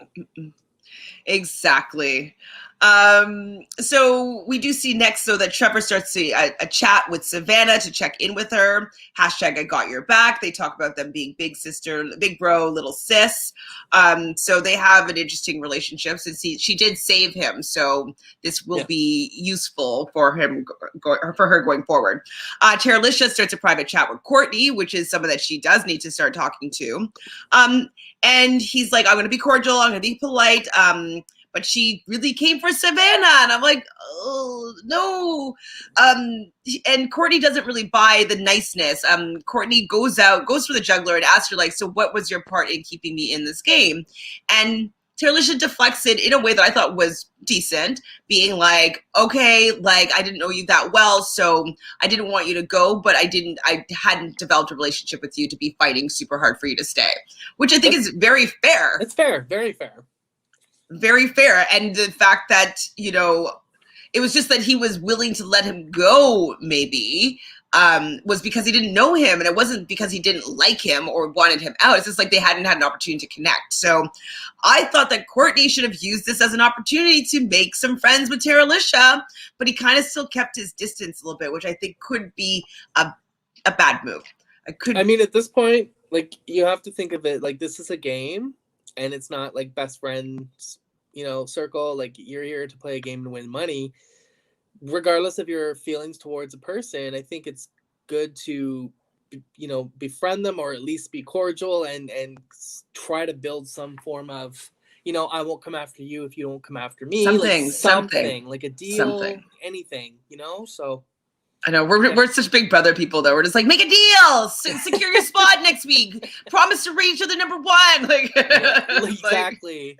But yeah, it depends on your personality. Not everyone can do that. Like I understand, you know, like some people are more petty or more mindful of who they talk to, or they, you know, they have trust issues with certain people. Like I get it, but at the same time, you're here to play a game and you definitely don't want to have enemies when it's a social game. So exactly. Yeah. Only one of you is going to win. And don't you want Terralisha to maybe vote you to be an influencer? Even if you want to take her out, you want her to put you in the top spot. So you lie. You know, tell people what they want to hear in this type of game. So while I'm looking, I do know that Courtney is an RHAP fan. Okay, good. So he might be part of our community already. What is RHAP? Awesome. Real House? Rob has a podcast. Oh, okay. Sorry. I thought for a second I was thinking of Real Housewives. I'm like, which Real Housewives is that? Do you see? Yes. So Vanna decided to start a real talk group chat with Emily and Chloe. And I don't know if this is a good idea for her to be trying to like tell her story. Like she already has proven that she doesn't care that much about Chloe being there. Like the way that she was acting to me in the group, in that Truth or Dare game seemed guilty to me. And so I wouldn't be surprised. Sorry, who was this? Sorry, I missed that first part. Savannah started the group chat, the real talk group chat with Emily and Chloe. Okay. And so this is where, you know, Savannah was trying to get some information, kind of get some loyalty, kind of be like, hey, we're still all good. Like, I have your back, you have my back. So she was trying to put in some work there, but I think the damage was done. And Emily kind of sent an impartial message, and Chloe clocks it, being like, Emily has no backbone. And so she's kind of like irritated with Emily, just like, like, suck, Emily. So no backbone. I remember this part, and then I actually remember thinking as well, I'm like, well, she's kind of being a hypocrite because she literally did the exact same thing. What do you mean? That. Well, I mean, now she has to play that too, but like maybe she wanted to be wishy. Like she's like, it just doesn't seem like Emily ever has a stance about anything. And this is probably with their one-on-one or other conversations that they've had, that like she's just so impartial. She totally is. Yeah. But I mean, Chloe could have still said what she wanted to say, regardless of what Emily said. It wouldn't have made a difference. I feel like if she wants to have her own backbone, then do it. But you can't say you don't have a backbone and then not say your own part. You know what I mean? Well, I think though she wanted Emily to, to know that Emily's going to be supporting her there. So if Emily had said anything in a line, Chloe would have piped in and been like, absolutely, like, we don't think that, whatever. She wouldn't have let Emily, hang out to dry. And so I think that that's why she's like, oh, I have to succumb to not actually being real here, because I don't think that Emily would have my back and we need to be strong here together. So she just was like, because Savannah asked, are you going to have my back over Teralicia? I was like, bold. That's a big question. I don't even bold. I probably would have said no, honestly. I wouldn't have said no. No, but I'd been like, I would have been like, bold. Like, I would. That's a bold question. If I was Chloe, I'd be like, do you have mine over Trevor? Come back with a statement that will exactly. If I were Chloe specifically, exactly, you could say, well, I mean, you've already picked Trevor over me. Like, why should I do the same for you over Teralicia? Teralicia's done nothing wrong to me, so. I was just like, bold. Like, that's not the move. Thank you, Dolores. Dolores says, so his Instagram is Courtney Revolution, and he has a podcast of Overheard Pantry with hashtag Phylicia, if that's how you spell it. Okay, I'm definitely going to check that out. Thank you, Dolores, for doing some research for us. Thank you. I know, it's great. I'm like, copy, paste, check those out. So I thought that was a bad mood on Savannah. It seemed a little bit desperate. It didn't seem like she was going to to make them feel comfortable with her staying. Like, she just did a bad job, I thought, there. So Lance and Trevor, they're playing a game of 21, and both of them aren't really basketball players. So it was just kind of funny just to seeing them like kind of bumble around. And so it does come up though. Lance asks, what happened between Savannah and Tara, and Teralicia? And so who said that? Trevor was sus, because he's like, wait, men don't get involved in drama. And so he definitely, his antennas are going off there about Lance not potentially being who he says he is, because it's true. Guys don't really ask that many questions about the drama stuff that happens. And so I could see that being a real bit of a red flag. So we get an alert. The alert happens. The players have to rate each other. We have Emily rating Chloe first. Chloe rating Emily first. No surprise. And I think it was good because it was the best friend thing, correct? Yes. Yeah. We have Lance rating Trevor first. Courtney, River second. Trevor rated Chloe second. And he likes that Chloe's not involved in this drama that's going on between Teralicia and Savannah. Courtney, though, rated Teralicia 6. We expected that. That's all they really showed us.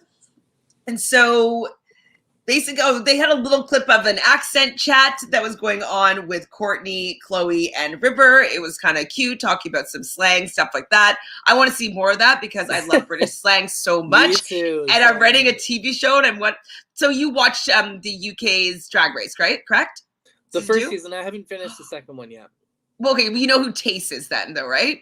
Yes. Taste. So like he always has like all these slangs and sayings that I actually am writing himself. I want him to play a role on my TV show, and it's all about flight attendants. So I want Taste on my show. And so whenever I hear all these like slang, it's like, ooh, I can maybe write some of this slang stuff in for him to say.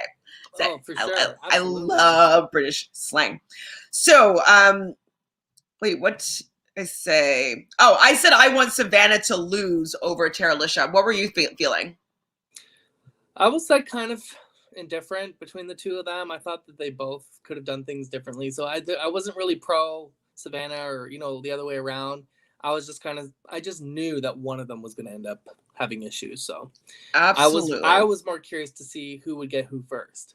Well, I mean, exactly. Well, I found that they both made a lot of mistakes, but there's something that put me off about Savannah with how she interacted with people. There was a little bit of like, I don't know, there was an arrogance that I didn't really care for.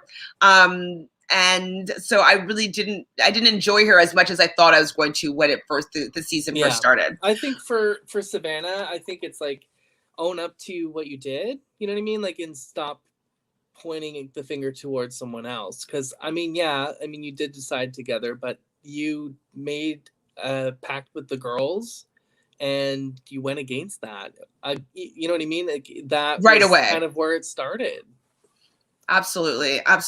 And so she did not necessarily want Chloe to stay because of the mistake she already had made. So if she just had owned up to that, then everything would have started to make sense with everything, and it wouldn't have been a big deal, and it wouldn't have affected her ratings in the game. So in the 7th place is Teralisha. 6 is Savannah. So we figured they're both going to be on the bottom. 5th, Courtney. 4th, River. 3rd, Trevor, who stayed in the same place in these first 2 rankings. 2nd, Emily. And number 1 is Chloe. So I said Chloe's in the number 1 spot. I'm like, Savannah is done. Chloe and Emily, Savannah's done.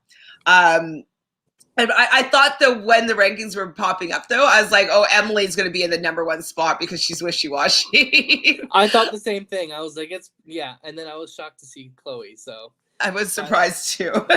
Because they kind of were closer to the bottom in the first round. So, but it was interesting. I'm not surprised that Savannah and Teralisha were at the bottom, though. No, of course not. Of course not. It just, they'd have to be. So Emily and Chloe go to the hangout to make the decision, and it seemed pretty quickly, they come to the conclusion that they are going to let Emily, I was so happy about this, deliver the news, because I thought that she was for sure going to make Chloe deliver the news, but it was Emily. So Emily ends up starting the group circle chat, and she blocks Savannah. She's done. Which is funny because Emily was the one specifically that said that she would keep Savannah over Teralisha. And the fact that she was the one that relayed the news, like, this was her, I guess, Gemily finally taking a stance and picking a side. So I think that was kind of necessary at this point, because Chloe, like you said, Chloe was so pissed, like, make a decision, do something. So I think Chloe finally saw what she was looking for. Yeah, absolutely. So she was happy that she didn't have to deliver that news. While that was happening, the deliberation, Teralisha does start a private chat with Savannah, but they agree to disagree. So I was like, okay, well, one of them's going home anyways. This is going nowhere. Didn't really need to have the chat. Yeah. So Savannah, though, gets to go and meet a player that she thinks most deserves to win. She chooses Courtney. They have a little kiki over in Courtney's apartment. He's like, you're so pretty, which I thought, she is gorgeous. And so she was debating between seeing him or Trevor. So I'm surprised that the producers didn't make her go see Trevor for the fact that he's a catfish. But it could be because of whatever this next twist is that we started talking about briefly at the beginning of this podcast. So there is an unlocked access now to the inner circle that Courtney has. So I really didn't think we needed to have a cliffhanger here. I would have rathered, I think, know what it did and then speculate about it. What do you think about? You said that there was a cliffhanger. Did you Yes. like the cliffhanger, or do you think that? Did you think it needed I it? personally, I mean, well, I hate cliffhangers because I hate waiting and I hate guessing. But that's how they hook you, right? But I thought it was good. Like, this has never been seen before. This is the first time, to my knowledge, that this has happened. So I think it was placed perfectly in the way that, you know, what is it for? What are we looking at? Like, what is Courtney going to do? Does he, you know, I'm speculating what will happen. Like, will he get to see, you know, will he get to see one person? Will he get to spy on a conversation? Will he get to pick somebody who's safe this round? Like, what's going to happen? So I like the cliffhanger. I thought that it was well placed, and it definitely leaves things open for the next 4 episodes. I mean, okay, you're selling me a little bit. I don't really love the cliffhangers because I like watching spoilers, like, for some things.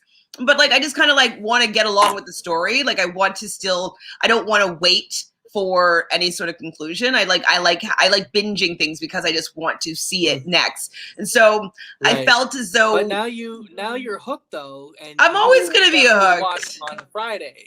I'm always going to be watching. Yeah. But I think that they do it because they want people to watch the next 4, right? Because some people will watch and then they'll get bored and they'll stop. So they did this to kind of hook them into watching next Fridays for ratings. So, okay, so it's Friday. What's the schedule? I don't even know. So they release 4 episodes each Friday for the first 3 weeks. There's 12 main episodes. Say Friday? Would be... No, it's Thursday. Okay, sorry. Yeah. Was it Friday? It was 14th. No, today's Wednesday. It came out on Wednesday. Sorry, not Fridays, Wednesday. Okay, I got confused. So next Wednesday. So then next week they're going to release another 4, then another 4 the week after that, and then the finale is the week after that. The one episode. Okay, gotcha.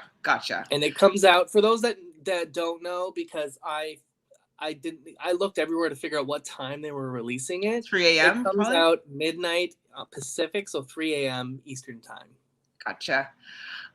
So, okay, let's just we'll do a quick little speculation of what it could be. You kind of mentioned a few things. Before Savannah left Courtney, he does say that he needs to watch out for Emily, and Emily, then Teralisha would be the order. And so I think the wishy-washiness of Emily, it might come back to haunt her here, because I'm thinking with this power. So we've seen Emma in the UK version, she's the host, sit in, it seems like that same control type room, and she can watch the different rooms. So I agree with you that she will be able to visually spy on one particular circle guest. Yes. That's what I think. So, I think that's what it'll be. I don't know the specifics of that, but that's what I think as well. So Courtney will probably end up having to select one house guest. Maybe they get to see inside the apartment. Maybe Courtney will get to pick one, private conversation. Who knows? We don't know yet. So that's my guess. I'm kind of with you there. I'm interested to see what they do with it, but I also just wish that they told us so I could be like, ooh, who is he going to spy on? Or whatever. The one thing that I will say, in terms of what you mentioned about Emily and with Jack, I don't think it was smart to flat out say, I'm going to save you over, because Savannah is the one that left. After you decided to get Savannah out, if you watch this show that you get to go see someone after you're gone. So you don't want to have that information given to somebody, and then you become a huge target. So I would have been more unsure, I'm not going to promise you the world, but I'll say I'm open-minded to it. You know what I mean? So that could, like you said, could come back to haunt him. So, which I think it's going to, especially with what Savannah left with Courtney, and Courtney having this new unknown power. So, and with Courtney being her number one, I mean, he's now got this extra inner circle thing that can be used against Emily. And there was a scene in the trailer, or I guess spoilers, whatever for the next 4 episodes, that leads me to believe that whatever happens with Courtney with this cliffhanger will directly impact Jack. Oh. Okay. I am interested in that for sure. So Dolores says, I'm so glad can do it. I will have to leave soon. Real work stuff to do. Matt, I hope I get to see you on here again. Great discussion. Absolutely. Matt, you are more than welcome. I invite you all the time. So I'm really happy that we were able to figure this out for the circle.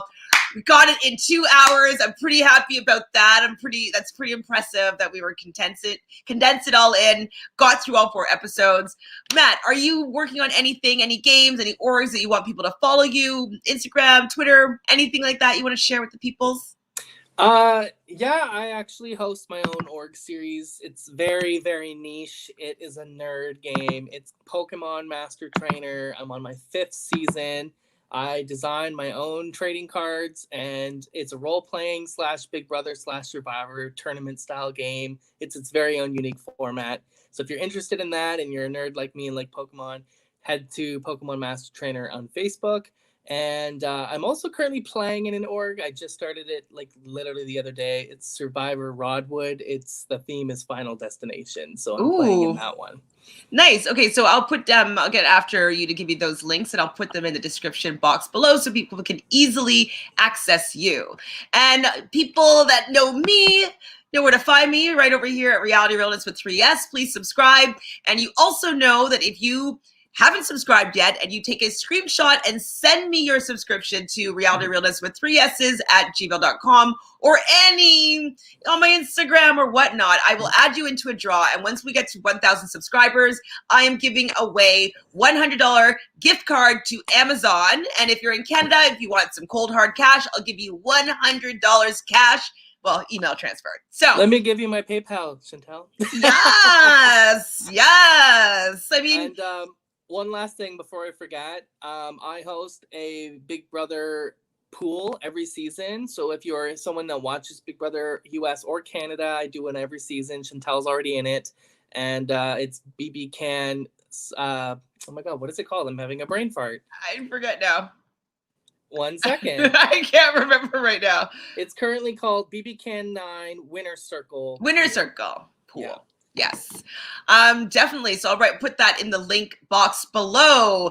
All right, that was great. We will be seeing you next week. It will probably be in the evening. So if it ends up being on Thursday again, it'll probably be after 5 to be able to catch the next 4 episodes with me and Matt about the Circle US Season 2. See you guys. Bye. Bye.